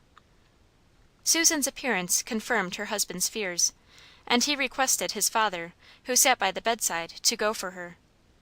This was a messenger, as James well knew, who could not be denied. And the girl entered the room, sobbing and faint with anguish. James called her to him, and inquired the cause of her sorrow. She was afraid to expose the cruel author of her misery, lest she should provoke new attacks. But after much entreaty she told him all, much which had escaped his watchful ear. Poor James shut his eyes in silence, as if pained to forgetfulness by the recital. Then turning to Susan, he asked her to take Charlie and walk out. She needed the fresh air, he said. And say to mother, I wish Frado to sit by me till you return. I think you are fading from staying so long in this sick room. Mr. B. also left, and Frado was thus left alone with her friend. Aunt Abby came in to make her daily visit, and seeing the sick countenance of the attendant, took her home with her to administer some cordial. She soon returned, however, and James kept her with him the rest of the day, and a comfortable night's repose following, she was enabled to continue, as usual, her labors. James insisted on her attending religious meetings in the vicinity with Aunt Abby. Frado, under the instructions of Aunt Abby and the minister, became a believer in a future existence, one of happiness or misery. Her doubt was, is there a heaven for the black? She knew there was one for James and Aunt Abby and all good white people, but was there any for blacks? She had listened attentively to all the minister said, and all Aunt Abby had told her, but then it was all for white people. As James approached that blessed world, she felt a strong desire to follow, and be with one who was such a dear, kind friend to her. While she was exercised with these desires and aspirations, she attended an evening meeting with Aunt Abby, and the good man urged all, young or old, to accept the offers of mercy, to receive a compassionate Jesus as their Saviour. Come to Christ, he urged, all, young or old, white or black, bond or free, come all to Christ for pardon. Repent, believe. This was the message she longed to hear.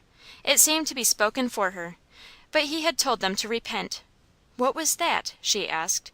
She knew she was unfit for any heaven, made for whites or blacks. She would gladly repent, or do anything which would admit her to share the abode of James. Her anxiety increased. Her countenance bore marks of solicitude unseen before, and though she said nothing of her inward contest, they all observed a change. James and Aunt Abby hoped it was the springing of good seed sown by the Spirit of God. Her tearful attention at the last meeting encouraged his aunt to hope that her mind was awakened, her conscience aroused. Aunt Abby noticed that she was particularly engaged in reading the Bible, and this strengthened her conviction that a heavenly messenger was striving with her. The neighbors dropped in to inquire after the sick, and also if Frado was serious. They noticed she seemed very thoughtful and tearful at the meetings. Mrs. Reed was very inquisitive, but Mrs. Bellmont saw no appearance of change for the better. She did not feel responsible for her spiritual condition, and hardly believed she had a soul. Nig was in truth suffering much. Her feelings were very intense on any subject when once aroused. She read her Bible carefully, and as often as an opportunity presented, which was when entirely secluded in her own apartment, or by Aunt Abby's side, who kindly directed her to Christ, and instructed her in the way of salvation. Mrs. Bellmont found her one day quietly reading her Bible. Amazed, and half crediting the reports of officious neighbors, she felt it was time to interfere. Here she was, reading and shedding tears over the Bible. She ordered her to put up the book and go to work, and not be snivelling about the house, or stop to read again. But there was one little spot seldom penetrated by her mistress's watchful eye. This was her room, uninviting and comfortless, but to herself a safe retreat. Here she would listen to the pleadings of a Saviour, and try to penetrate the veil of doubt and sin which clouded her soul, and long to cast off the fetters of sin, and rise to the communion of saints. Mrs. Bellmont, as we said before, did not trouble herself about the future destiny of her servant. If she did what she desired for her benefit, it was all the responsibility she acknowledged. But she seemed to have great aversion to the notice Nig would attract should she become pious. How could she meet this case? She resolved to make her complaint to John. Strange, when she was always foiled in this direction, she should resort to him. It was time something was done. She had begun to read the Bible openly. The night of this discovery, as they were retiring, Mrs. Bellmont introduced the conversation by saying, "I want your attention to what I am going to say. I have let Nig go out to evening meetings a few times, and if you will believe it, I found her reading the Bible to day, just as though she expected to turn pious nigger and preach to white folks. So now you see what good comes of sending her to school. If she should get converted, she would have to go to meeting, at least as long as James lives. I wish he had not such queer notions about her. It seems to trouble him to know he must die and leave her. He says if he should get well he would take her home with him, or educate her here." "Oh, how awful! What can the child mean? So careful, too, of her. He says we shall ruin her health making her work so hard, and sleep in such a place. Oh, John, do you think he is in his right mind?" Yes, yes, she is slender." "Yes, yes," she repeated sarcastically. "You know these niggers are just like black snakes. You can't kill them. If she wasn't tough, she would have been killed long ago. There was never one of my girls could do half the work." "Did they ever try?" interposed her husband. "I think she can do more than all of them together." "What a man!" said she, peevishly. "But I want to know what is going to be done with her about getting pious." "Let her do just as she has a mind to. If it is a comfort to her, let her enjoy the privilege of being good. I see no objection." "I should think you were crazy, sure. Don't you know that every night she will want to go toting off to meeting, and Sundays too? And you know we have a great deal of company Sundays, and she can't be spared." "I thought you Christians held to going to church," remarked Mr. B. "Yes, but who ever thought of having a nigger go, except to drive others there? Why, according to you and James, we should very soon have her in the parlor, as smart as our own girls. It's of no use talking to you or James. If you should go on as you would like, it would not be 6 months before she would be leaving me, and that won't do. Just think how much profit she was to us last summer. We had no work hired out. She did the work of 2 girls." "And got the whippings for 2 with it," remarked Mr. Bellmont.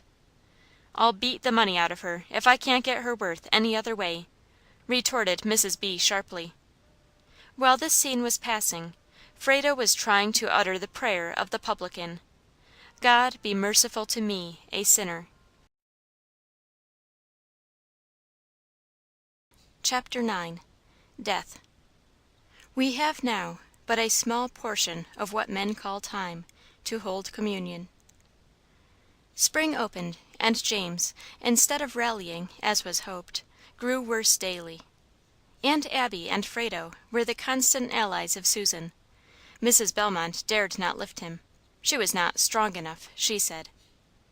It was very offensive to Mrs. B. to have Nab about James so much. She had thrown out many a hint to detain her from so often visiting the sick room, but Aunt Abby was too well accustomed to her ways to mind them. After various unsuccessful efforts, she resorted to the following expedient. As she heard her cross the entry below to ascend the stairs, she slipped out and held the latch of the door which led into the upper entry. "James does not want to see you, or any one else," she said.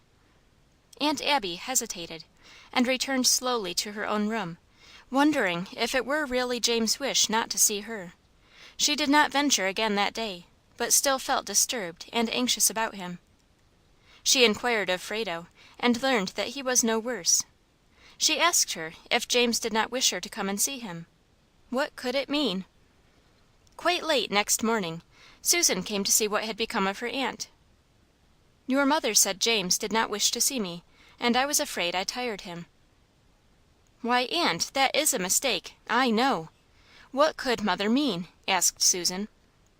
The next time she went to the sitting room, she asked her mother, "Why does not Aunt Abby visit James, as she has done? Where is she?" "At home. I hope that she will stay there," was the answer. "I should think she would come in and see James," continued Susan. I told her he did not want to see her, and to stay out. You need make no stir about it, remember," she added, with one of her fiery glances. Susan kept silence. It was a day or two before James spoke of her absence. The family were at dinner, and Frado was watching beside him. He inquired the cause of her absence, and she told him all. After the family returned, he sent his wife for her. When she entered, he took her hand and said, "Come to me often, Aunt. Come any time. I am always glad to see you. I have but a little longer to be with you. Come often, Aunt. Now please help lift me up and see if I can rest a little." Frado was called in, and Susan and Mrs. B. all attempted. Mrs. B. was too weak; she did not feel able to lift so much. So the three succeeded in relieving the sufferer. Frado returned to her work. Mrs. B. followed. Seizing Frado, she said she would "cure her of tale-bearing," and placing the wedge of wood between her teeth, she beat her cruelly with the rawhide. Aunt Abby heard the blows, and came to see if she could hinder them. Surprised at her sudden appearance, Mrs. B. suddenly stopped, but forbade her removing the wood till she gave her permission, and commanded Nab to go home. She was thus tortured when Mr. Belmont came in, and making inquiries which she did not, because she could not, answer, approached her, and seeing her situation, quickly removed the instrument of torture and sought his wife. Their conversation we will omit. Suffice it to say, a storm raged which required many days to exhaust its strength. Frado was becoming seriously ill. She had no relish for food, and was constantly overworked. And then she had such solicitude about the future. She wished to pray for pardon. She did try to pray. Her mistress had told her it would do no good for her to attempt prayer. Prayer was for whites, not for blacks. If she minded her mistress and did what she commanded, it was all that was required of her. This did not satisfy her, or appease her longings. She knew her instructions did not harmonize with those of the man of God or Aunt Abby's. She resolved to persevere. She said nothing on the subject, unless asked. It was evident to all her mind was deeply exercised. James longed to speak with her alone on the subject. An opportunity presented soon, while the family were at tea. It was usual to summon Aunt Abby to keep company with her, as his death was expected hourly. As she took her accustomed seat, he asked, "Are you afraid to stay with me alone, Frado?" "No," she replied, and stepped to the window to conceal her emotion. "Come here and sit by me. I wish to talk with you." She approached him, and taking her hand, he remarked, "How poor you are, Frado! I want to tell you that I fear I shall never be able to talk with you again. It is the last time, perhaps, I shall ever talk with you. You are old enough to remember my dying words and profit by them. I have been sick a long time. I shall die pretty soon. My Heavenly Father is calling me home. Had it been His will to let me live, I should take you to live with me. But as it is, I shall go and leave you. But, Frado, if you will be a good girl, and love and serve God, it will be but a short time before we are in a heavenly home together. There will never be any sickness or sorrow there." Frado, overcome with grief, sobbed, and buried her face in his pillow. She expected he would die, but to hear him speak of his departure himself was unexpected. "Bid me good bye, Frado." She kissed him, and sank on her knees by his bedside. His hand rested on her head. His eyes were closed. His lips moved in prayer for this disconsolate child. His wife entered, and interpreting the scene, gave him some restoratives, and withdrew for a short time. It was a great effort for Frado to cease sobbing, but she dared not be seen below in tears, so she choked her grief and descended to her usual toil. Susan perceived a change in her husband. She felt that death was near. He tenderly looked on her, and said, "Susan, my wife, our farewells are all spoken. I feel prepared to go. I shall meet you in heaven. Death is indeed creeping fast upon me. Let me see them all once more.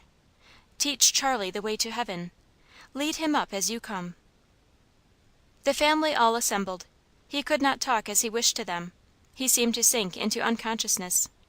They watched him for hours. He had labored hard for breath some time, when he seemed to awake suddenly, and exclaimed, "Hark! Do you hear it?" "Hear what, my son?" asked the father. "Their call! Look! Look at the shining ones! Oh, let me go and be at rest." As if awaiting for this petition, the angel of death severed the golden thread, and he was in heaven. At midnight the messenger came. They called Frado to see his last struggle. Sinking on her knees at the foot of his bed, she buried her face in the clothes and wept like one inconsolable. They led her from the room. She seemed to be too much absorbed to know what was necessary for her to leave. Next day she would steal into the chamber as often as she could, to weep over his remains and ponder his last words to her. She moved about the house like an automaton, every duty performed, but an abstraction from all, which showed her thoughts were busied elsewhere. Susan wished her to attend his burial as one of the family. Lewis and Mary and Jack it was not thought best to send for, as the season would not allow them time for the journey.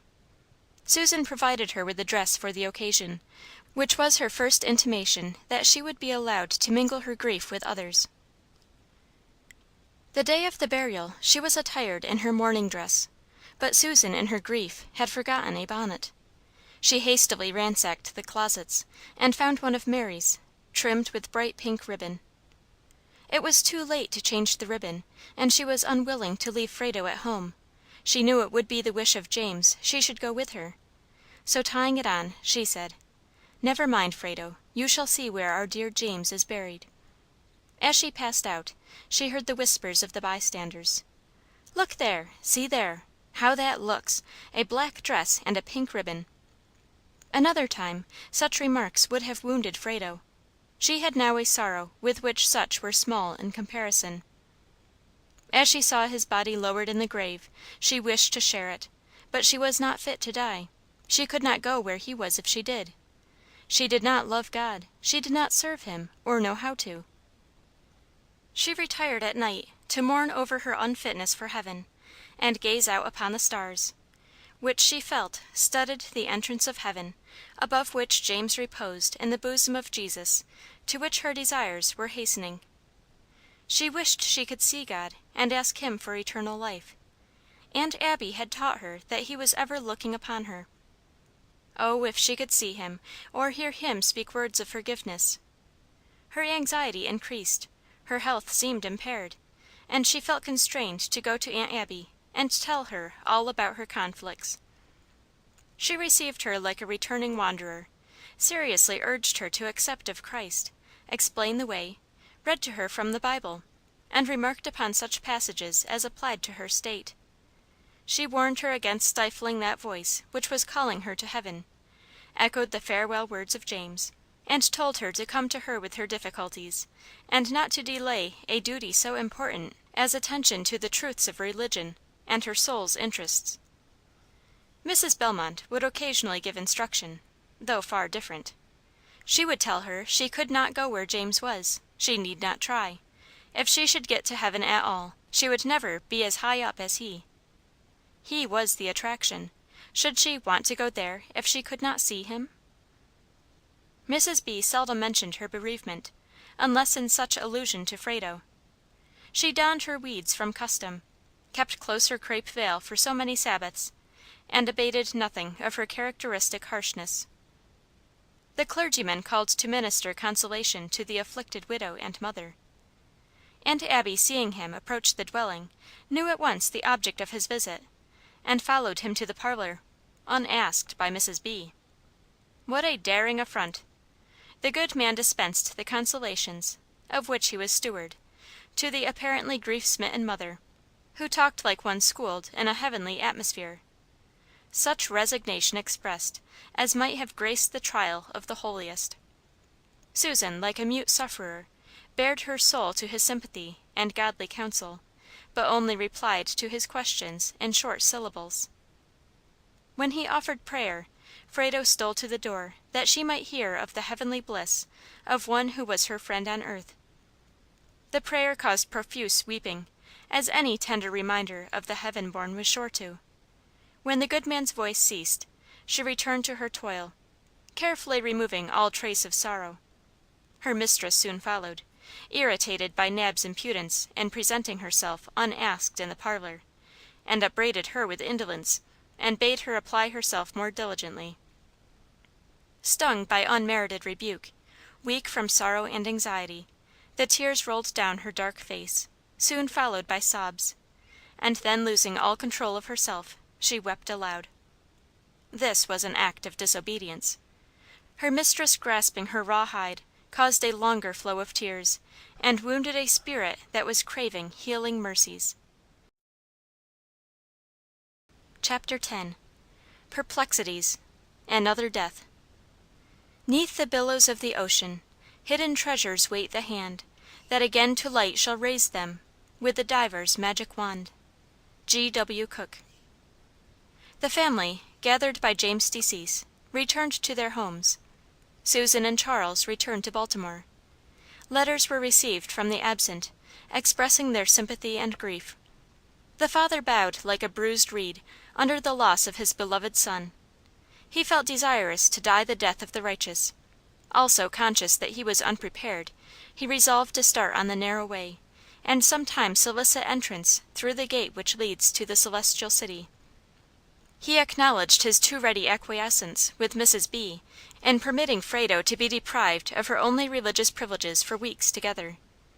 He accordingly asked his sister to take her to meeting once more, which she was ready at once to do. The first opportunity they once more attended meeting together. The minister conversed faithfully with every person present. He was surprised to find the little colored girl so solicitous, and kindly directed her to the flowing fountain where she might wash and be clean. He inquired of the origin of her anxiety, of her progress up to this time, and endeavored to make Christ, instead of James, the attraction of heaven. He invited her to come to his house, to speak freely her mind to him, to pray much, to read her Bible often.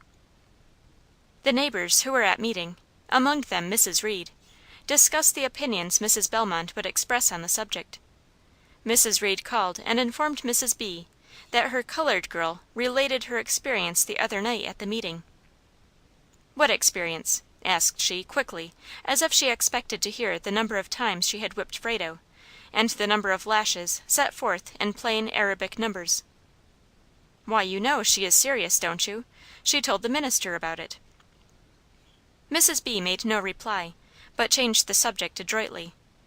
Next morning she told Frado she should not go out of the house for one while, except on errands, and if she did not stop trying to be religious she would whip her to death. Frado pondered. Her mistress was a professor of religion. Was she going to heaven? Then she did not wish to go. If she should be near James even, she could not be happy with those fiery eyes watching her ascending path. She resolved to give over all thought of the future world, and strove daily to put her anxiety far from her. Mr. Bellmont found himself unable to do what James or Jack could accomplish for her. He talked with her seriously, told her he had seen her many times punished undeservedly. He did not wish to have her saucy or disrespectful, but when she was sure she did not deserve a whipping, to avoid it if she could. "You are looking sick," he added. "You cannot endure beating as you once could." It was not long before an opportunity offered of profiting by his advice. She was sent for wood, and not returning as soon as Mrs. B. calculated, she followed her, and snatching from the pile a stick, raised it over her. "Stop!" shouted Frado. "Strike me, and I'll never work a mite more for you," and throwing down what she had gathered, stood like one who feels the stirring of free and independent thoughts. By this unexpected demonstration, her mistress, in amazement, dropped her weapon, desisting from her purpose of chastisement. Frado walked towards the house, her mistress following with the wood she herself was sent after. She did not know before that she had a power to ward off assaults. Her triumph in seeing her enter the door with her burden, repaid her for much of her former suffering. It was characteristic of Mrs. B. never to rise in her majesty unless she was sure she should be victorious. This affair never met with an after clap, like many others. Thus passed a year. The usual amount of scolding, but fewer whippings. Mrs. B. longed once more for Mary's return, who had been absent over a year, and she wrote imperatively for her to come quickly to her. A letter came in reply, announcing that she would comply as soon as she was sufficiently recovered from an illness which detained her. No serious apprehensions were cherished by either parent, who constantly looked for notice of her arrival, by mail. Another letter brought tidings that Mary was seriously ill; her mother's presence was solicited. She started without delay. Before she reached her destination, a letter came to the parents, announcing her death. No sooner was the astounding news received than Frado rushed into Aunt Abby's, exclaiming, "She's dead, Aunt Abby!" "Who?" she asked, terrified by the unprefaced announcement. "Mary, they've just had a letter." As Mrs. B. was away, the brother and sister could freely sympathize, and she sought him in this fresh sorrow, to communicate such solace as she could, and to learn particulars of Mary's untimely death, and assist him in his journey thither. It seemed a Thanksgiving to Frado. Every hour or two she would pop into Aunt Abby's room with some strange query. "She got into the river again, Aunt Abby, didn't she? The Jordan is a big one to tumble into, anyhow. S'posen she goes to hell, she'll be as black as I am. Wouldn't mistress be mad to see her a nigger?" And others of a similar stamp, not at all acceptable to the pious, sympathetic dame, but she could not evade them. The family returned from their sorrowful journey, leaving the dead behind. Nig looked for a change in her tyrant. What could subdue her, if the loss of her idol could not? Never was Mrs. B. known to shed tears so profusely, as when she reiterated to one and another the sad particulars of her darling's sickness and death. There was, indeed, a season of quiet grief. It was the lull of the fiery elements. A few weeks revived the former tempests, and so at variance did they seem with chastisement sanctified, that Frado felt them to be unbearable. She determined to flee. But where? Who would take her? Mrs. B. had always represented her ugly. Perhaps every one thought her so. Then no one would take her. She was black. No one would love her.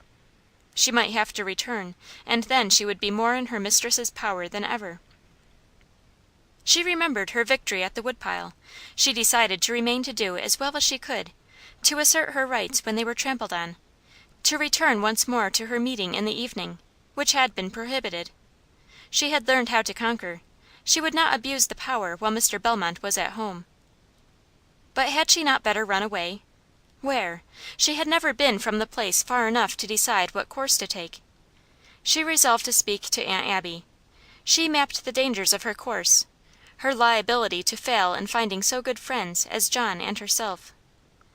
Frado's mind was busy for days and nights. She contemplated administering poison to her mistress, to rid herself and the house of so detestable a plague.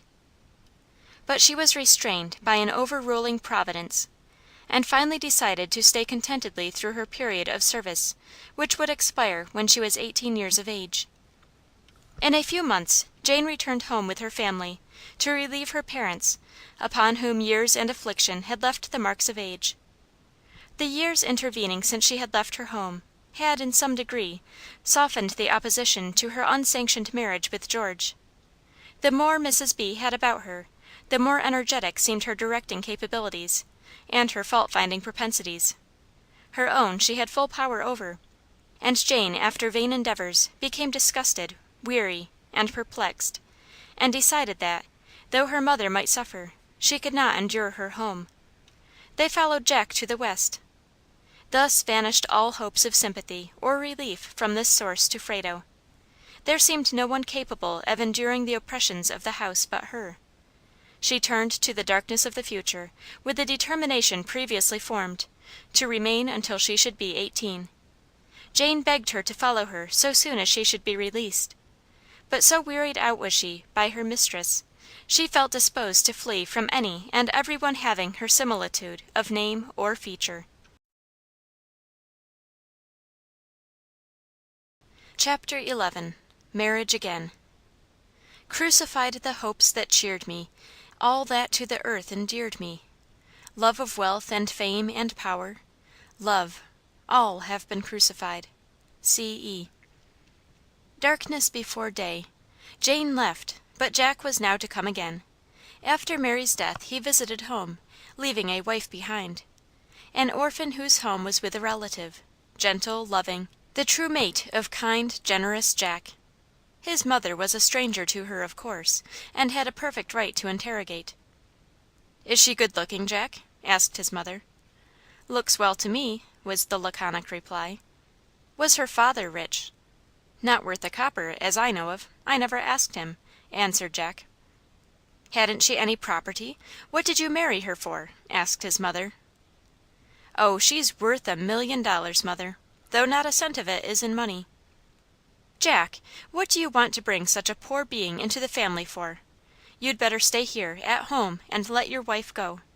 Why couldn't you try to do better, and not disgrace your parents?" "Don't judge till you see her," was Jack's reply, and immediately changed the subject. It was no recommendation to his mother, and she did not feel prepared to welcome her cordially now he was to come with his wife. He was indignant at his mother's advice to desert her. It rankled bitterly in his soul, the bare suggestion. He had more to bring. He now came with the child also.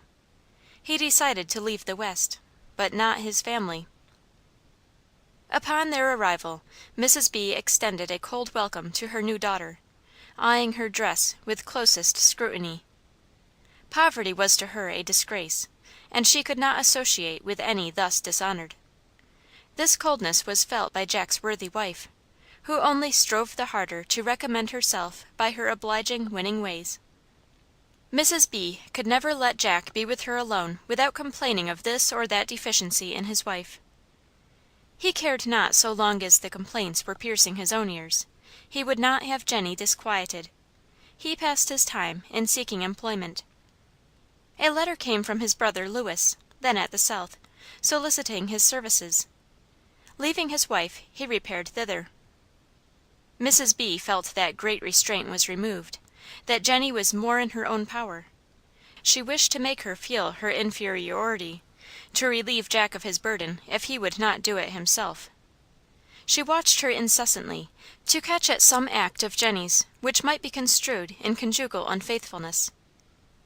Near by were a family of cousins, one a young man of Jack's age, who, from love to his cousin, proffered all needful courtesy to his stranger relative. Soon news reached Jack that Jenny was deserting her covenant vows and had formed an illegal intimacy with his cousin. Meantime, Jenny was told by her mother-in-law that Jack did not marry her untrammelled. He had another love whom he would be glad, even now if he could, to marry. It was very doubtful if he ever came for her. Jenny would feel pained by her unwelcome gossip, and glancing at her child, she decided, however true it might be, she had a pledge which would enchain him yet.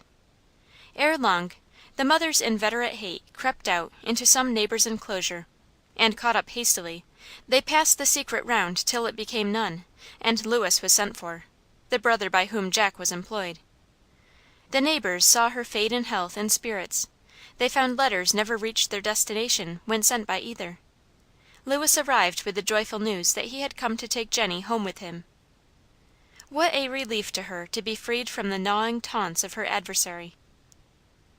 Jenny retired to prepare for the journey, and Mrs. B. and Henry had a long interview. Next morning, he informed Jenny that new clothes would be necessary, in order to make her presentable to Baltimore society, and he should return without her, and she must stay till she was suitably attired. Disheartened, she rushed to her room, and after relief from weeping, wrote to Jack to come to have pity on her and take her to him. No answer came. Mrs. Smith, a neighbor, watchful and friendly, suggested that she write away from home, and employ some one to carry it to the office who would elude Mrs. B., who, they very well knew, had intercepted Jenny's letter, and influenced Lewis to leave her behind. She accepted the offer, and Frado succeeded in managing the affair so that Jack soon came to the rescue, angry, wounded, and forever after alienated from his early home and his mother. Many times would Frado steal up into Jenny's room, when she knew she was tortured by her mistress's malignity, and tell some of her own encounters with her, and tell her she might be sure it wouldn't kill her, for she should have died long before at the same treatment. Susan and her child succeeded Jenny as visitors. Frado had merged into womanhood, and retaining what she had learned, in spite of the few privileges enjoyed formerly, was striving to enrich her mind. Her school books were her constant companions, and every leisure moment was applied to them. Susan was delighted to witness her progress, and some little book from her was a reward sufficient for any task imposed, however difficult. She had her book always fastened open near her, where she could glance from toil to soul refreshment. The approaching spring would close the term of years which Mrs. B. claimed as the period of her servitude. Often as she passed the waymarks of former years, did she pause to ponder on her situation, and wonder if she could succeed in providing for her own wants. Her health was delicate, yet she resolved to try. Soon she counted the time by days which should release her. Mrs. B. felt that she could not well spare one who could so well adapt herself to all departments, man, boy, housekeeper, domestic, etc. She begged Mrs. Smith to talk with her, to show her how ungrateful it would appear to leave a home of such comfort, how wicked it was to be ungrateful. But Frado replied that she had had enough of such comforts; she wanted some new ones, and as it was so wicked to be ungrateful, she would go from temptation. Aunt Abby said we mustn't put ourselves in the way of temptation. Poor little Fido! She shed more tears over him than over all beside. The morning for departure dawned. Frado engaged to work for a family a mile distant. Mrs. Bellmont dismissed her with the assurance that she would soon wish herself back again, and a present of a silver $half. Her wardrobe consisted of one decent dress, without any superfluous accompaniments. A Bible from Susan she felt was her greatest treasure. Now was she alone in the world. The past year had been one of suffering resulting from a fall, which had left her lame. The first summer passed pleasantly, and the wages earned were expended in garments necessary for health and cleanliness. Though feeble, she was well satisfied with her progress. Shut up in her room, after her toil was finished, she studied what poor samples of apparel she had, and for the first time prepared her own garments. Mrs. Moore, who employed her, was a kind friend to her, and attempted to heal her wounded spirit by sympathy and advice, burying the past in the prospects of the future. But her failing health was a cloud no kindly human hand could dissipate. A little light work was all she could accomplish. A clergyman, whose family was small, sought her, and she was removed there. Her engagement with Mrs. Moore finished in the fall. Frado was anxious to keep up her reputation for efficiency, and often pressed far beyond prudence. In the winter she entirely gave up work, and confessed herself thoroughly sick. Mrs. Hale, soon overcome by additional cares, was taken sick also, and now it became necessary to adopt some measures for Frado's comfort, as well as to relieve Mrs. Hale. Such dark forebodings as visited her as she lay, solitary and sad, no moans or sighs could relieve. The family physician pronounced her case one of doubtful issue. Frado hoped it was final. She could not feel relentings that her former home was abandoned, and yet, should she be in need of succor, could she obtain it from one who would now so grudgingly bestow it? The family were applied to, and it was decided to take her there. She was removed to a room built out from the main building, used formerly as a workshop, where cold and rain found unobstructed access, and here she fought with bitter reminiscences and future prospects till she became reckless of her faith and hopes and person, and half wished to end what nature seemed so tardily to take. Aunt Abby made her frequent visits, and at last had her removed to her own apartment, where she might supply her wants, and minister to her once more in heavenly things. Then came the family consultation. "What is to be done with her," asked Mrs. B., "after she is moved there with Nab?" "Send for the doctor, your brother," Mr. B. replied. "When?" "To night." "To night, and for her? Wait till morning," she continued. "She has waited too long now. I think something should be done soon." "I doubt if she is much sick," sharply interrupted Mrs. B. "Well, we'll see what our brother thinks." His coming was longed for by Frado, who had known him well during her long sojourn in the family, and his praise of her nice butter and cheese, from which his table was supplied, She knew he felt as well as spoke. "You're sick, very sick," he said quickly, after a moment's pause. "Take good care of her, Abby, or she'll never get well. All broken down." "Yes, it was at Mrs. Moore's," said Mrs. B. "All this was done. She did but little the latter part of the time she was here." "It was commenced longer ago than last summer. Take good care of her; she may never get well," remarked the doctor. "We shan't pay you for doctoring her. You may look to the town for that, sir," said Mrs. B., and abruptly left the room. "Oh dear! oh dear!" exclaimed Frado, and buried her face in the pillow.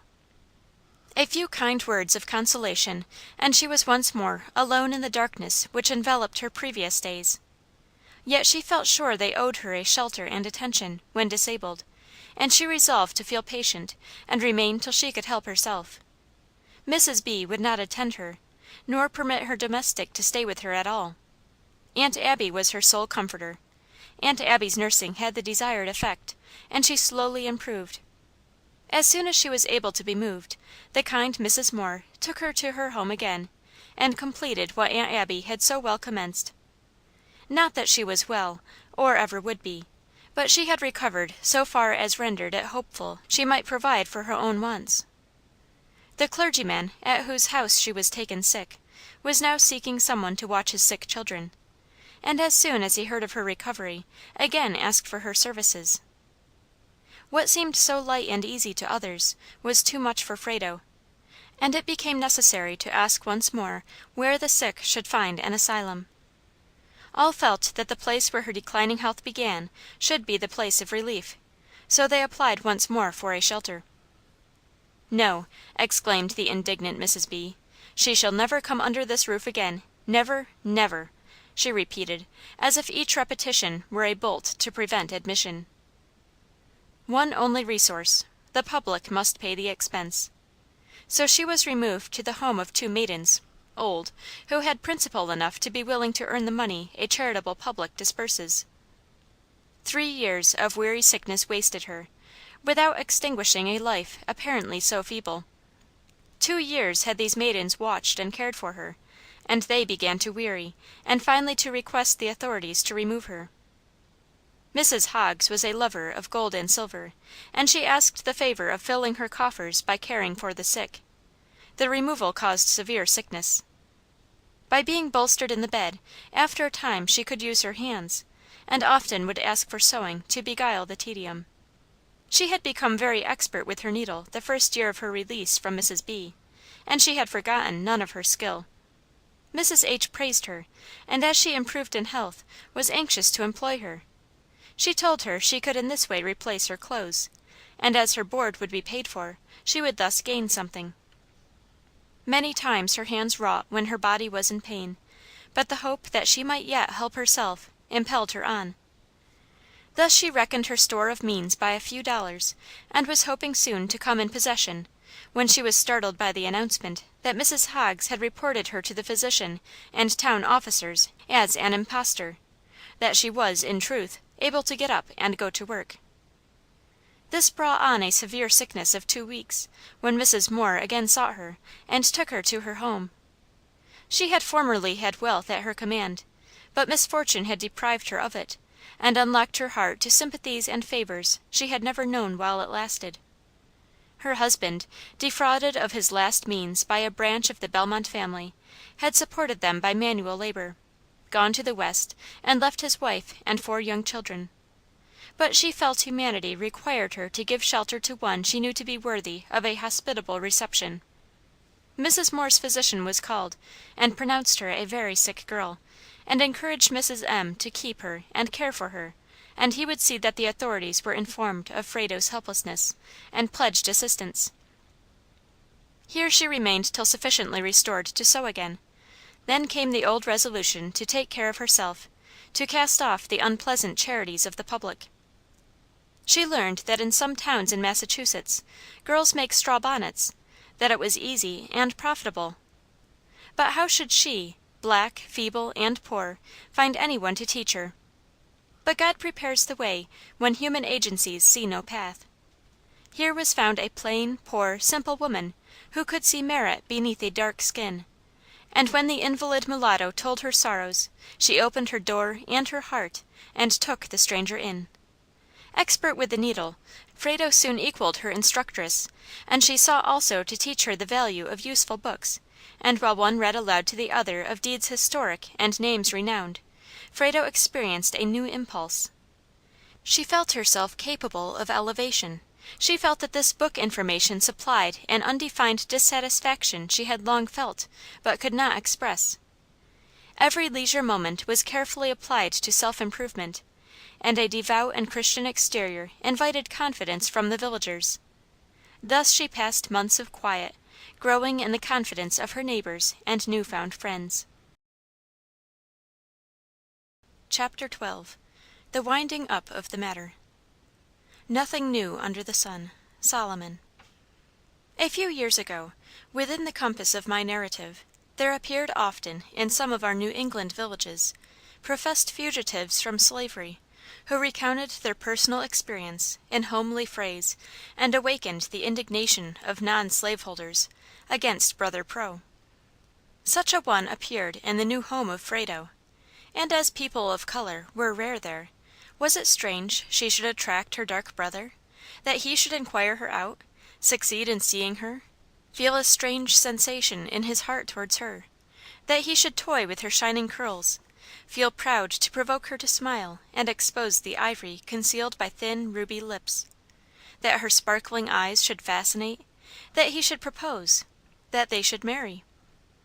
A short acquaintance was indeed an objection, but she saw him often, and thought she knew him. He never spoke of his enslavement to her when alone, but she felt that, like her own oppression, it was painful to disturb oftener than was needful. He was a fine, straight negro, whose back showed no marks of the lash, erect as if it never crouched beneath a burden. There was a silent sympathy which Frado felt attracted her, and she opened her heart to the presence of love, that arbitrary and inexorable tyrant. She removed to Singleton, her former residence, and there was married. Here were Frado's first feelings of trust and repose on human arm. She realized for the first time the relief of looking to another for comfortable support. Occasionally he would leave her to lecture. Those tours were prolonged often to weeks. Of course he had little spare money.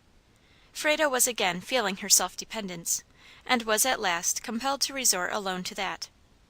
Samuel was kind to her when at home, but made no provision for his absence, which was at last unprecedented. He left her to her fate, embarked at sea, with the disclosure that he had never seen the South, and that his illiterate harangues were humbugs for hungry abolitionists. Once more alone, yet not alone. A still newer companionship would soon force itself upon her. No one wanted her with such prospects. Herself was burden enough; who would have an additional one? The horrors of her condition nearly prostrated her, and she was again thrown upon the public for sustenance. Then followed the birth of her child. The long absent Samuel unexpectedly returned, and rescued her from charity. Recovering from her expected illness, she once more commenced toil for herself and child, in a room obtained of a poor woman, but with better fortune. One so well known could not be wholly neglected. Kind friends watched her when Samuel was from home, prevented her from suffering, and when the cold weather pinched the warmly clad, a kind friend took them in, and thus preserved them. At last Samuel's business became very engrossing, and after long desertion, news reached his family that he had become a victim of yellow fever, in New Orleans. So much toil as was necessary to sustain Frado was more than she could endure. As soon as her baby could be nourished without his mother, she left him in charge of a Mrs. Capon, and procured an agency, hoping to recruit her health, and gain an easier livelihood for herself and child. This afforded her better maintenance than she had yet found. She passed into the various towns of the state she lived in, then into Massachusetts. Strange were some of her adventures. Watched by kidnappers, maltreated by professed abolitionists, who didn't want slaves at the South, nor niggers in their own houses, North. Faugh, to lodge one, to eat with one, to admit one through the front door, to sit next one, awful! Traps slyly laid by the vicious to ensnare her, she resolutely avoided. In one of her tours, Providence favored her with a friend who, pitying her cheerless lot, kindly provided her with a valuable recipe, from which she might herself manufacture a useful article for her maintenance. This proved a more agreeable and an easier way of sustenance. And thus, to the present time, may you see her busily employed in preparing her merchandise, then sallying forth to encounter many frowns, but some kind friends and purchasers. Nothing turns her from her steadfast purpose of elevating herself. Reposing on God, she has thus far journeyed securely. Still an invalid, she asks your sympathy, gentle reader. Refuse not, because some part of her history is unknown, save by the omniscient God. Enough has been unrolled to demand your sympathy and aid. Do you ask the destiny of those connected with her early history? A few years only have elapsed since Mr. and Mrs. B. passed into another world. As age increased, Mrs. B. became more irritable, so that no one, even her own children, could remain with her, and she was accompanied by her husband to the home of Lewis, where, after an agony in death unspeakable, she passed away. Only a few months since, Aunt Abby entered heaven. Jack and his wife rest in heaven, disturbed by no intruders, and Susan and her child are yet with the living. Jane has silver locks in place of auburn tresses, but she has the early love of Henry still, and has never regretted her exchange of lovers. Frado has passed from their memories, as Joseph from the Butlers, but she will never cease to track them till beyond mortal vision. Appendix. Truth is stranger than fiction, and whoever reads the narrative of Alfredo will find the assertion verified. About 8 years ago I became acquainted with the author of this book, and I feel it a privilege to speak a few words in her behalf. Through the instrumentality of an itinerant colored lecturer, she was brought to W., Massachusetts. This is an ancient town, where the mothers and daughters seek, not wool and flax, but straw, working willingly with their hands. Here she was introduced to the family of Mrs. Walker, who kindly consented to receive her as an inmate of her household, and immediately succeeded in procuring work for her as a straw sewer. Being very ingenious, she soon acquired the art of making hats. But on account of former hard treatment, her constitution was greatly impaired, and she was subject to seasons of sickness. On this account, Mrs. W. gave her a room joining her own chamber, where she could hear her faintest call. Never shall I forget the expression of her black but comely face, as she came to me one day, exclaiming, "Oh, Aunt J., I have at last found a home, and not only a home, but a mother. My cup runneth over. What shall I render to the Lord for all his benefits?" Months passed on, and she was happy, truly happy. Her health began to improve under the genial sunshine in which she lived, and she even looked forward with hope, joyful hope, to the future. But alas! it is not in man that walketh to direct his steps. One beautiful morning in the early spring of 1842, as she was taking her usual walk, she chanced to meet her old friend, the lecturer, who brought her to W., and with him was a fugitive slave. Young, well formed, and very handsome, he said he had been a house servant, which seemed to account in some measure for his gentlemanly manners and pleasing address. The meeting was entirely accidental, but it was a sad occurrence for poor Alfredo, as her own sequel tells. Suffice it to say, an acquaintance and attachment was formed, which in due time resulted in marriage. In a few days she left W. and all her home comforts, and took up her abode in New Hampshire. For a while everything went on well, and she dreamed not of danger. But in an evil hour he left his young and trusting wife, and embarked for sea. She knew nothing of all this, and waited for his return. But she waited in vain. Days passed, weeks passed, and he came not. Then her heart failed her. She felt herself deserted at a time when, of all others, she most needed the care and soothing attentions of a devoted husband. For a time she tried to sustain herself, but this was impossible. She had friends, but they were mostly of that class who are poor in the things of earth, but rich in faith. The charity on which she depended failed at last, and there was nothing to save her from the county house. Go she must. But her feelings on her way thither, and after her arrival, can be given better in her own language, and I trust it will be no breach of confidence if I here insert part of a letter she wrote her mother Walker concerning the matter. The evening before I left for my dreaded journey to the house which was to be my abode, I packed my trunk, carefully placing in it every little memento of affection received from you and my friends in W., among which was the portable inkstand, pens, and paper. My beautiful little Bible was laid aside, as a place nearer my heart was reserved for that. I need not tell you I slept not a moment that night. My home, my peaceful, quiet home with you, was before me. I could see my dear little room, with its pleasant eastern window opening to the morning; but more than all, I beheld you, my mother, gliding softly in and kneeling by my bed to read, as no one but you can read, "The Lord is my shepherd, I shall not want." But I cannot go on, for tears blind me. For a description of the morning and of the scant breakfast I must wait another time. We started.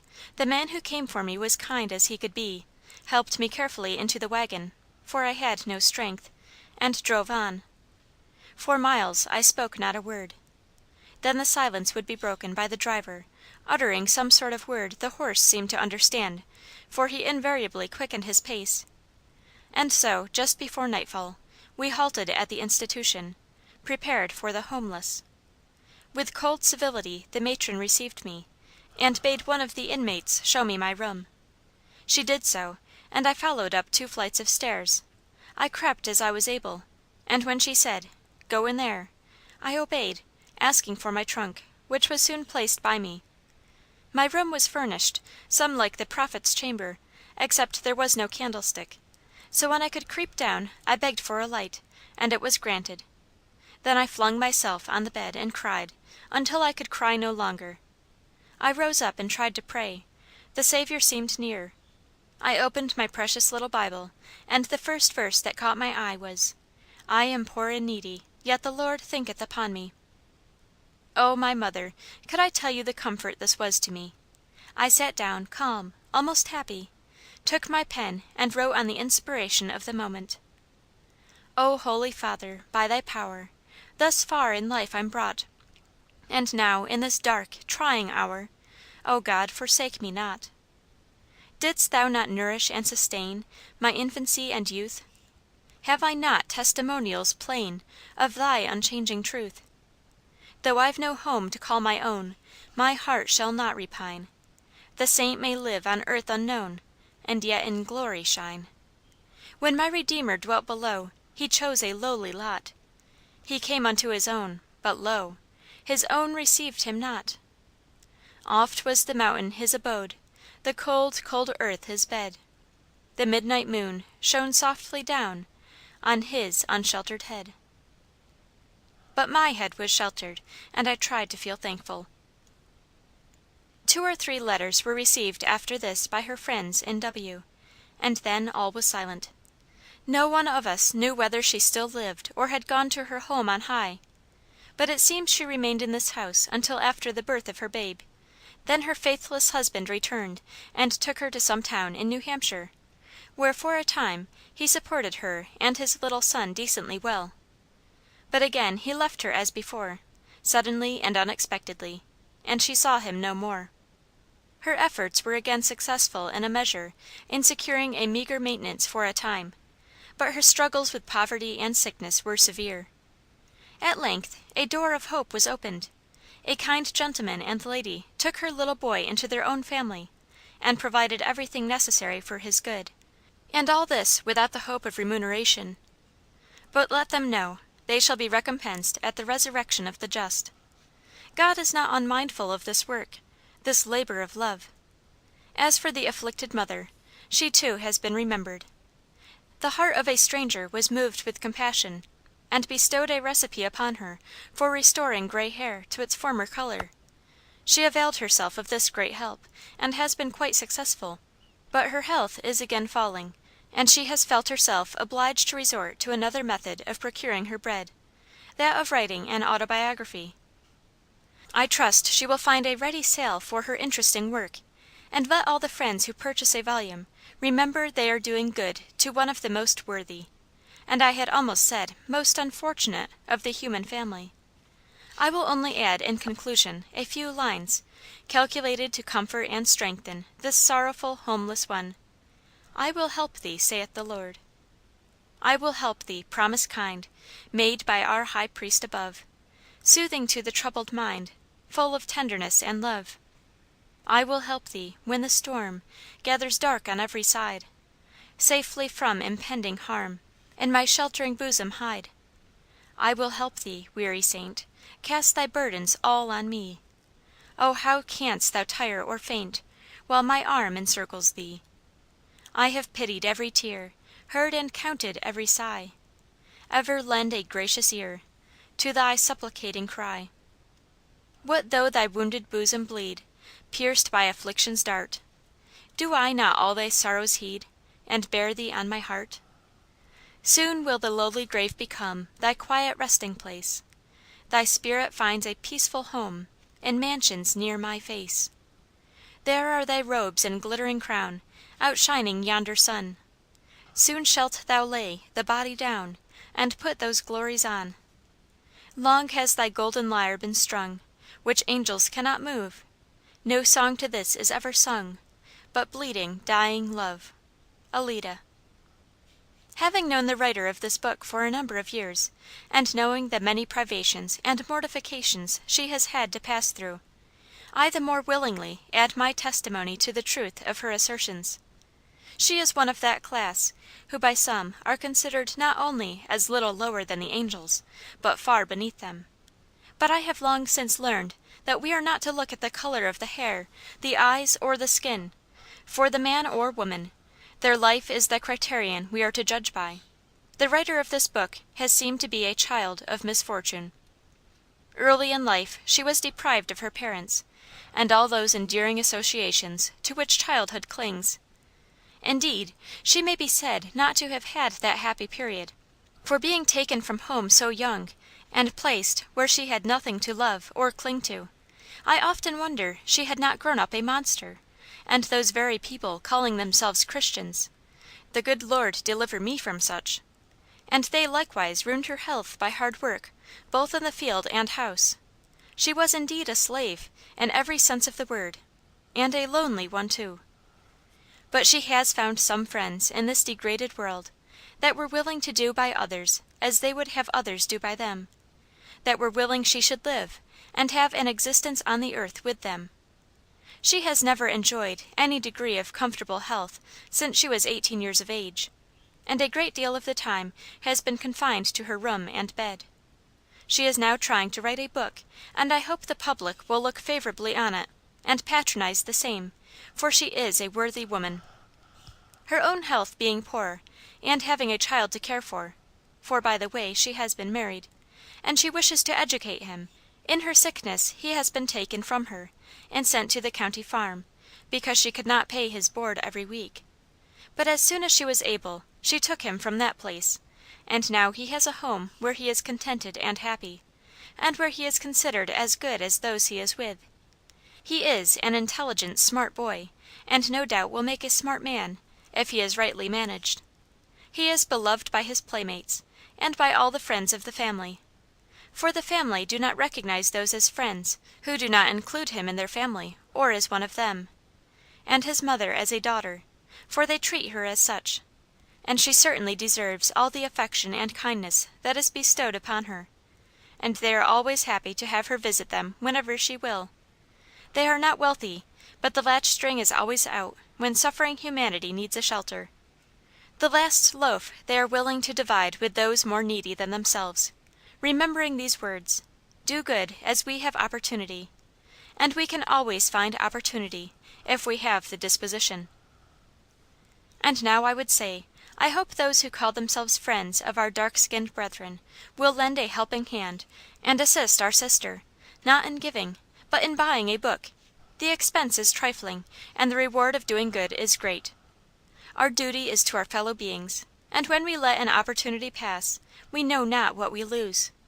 Therefore we should do with all our might what our hands find to do, and remember the words of Him who went about doing good, that inasmuch as ye have done a good deed to one of the least of these my brethren, ye have done it to me. And even a cup of water is not forgotten.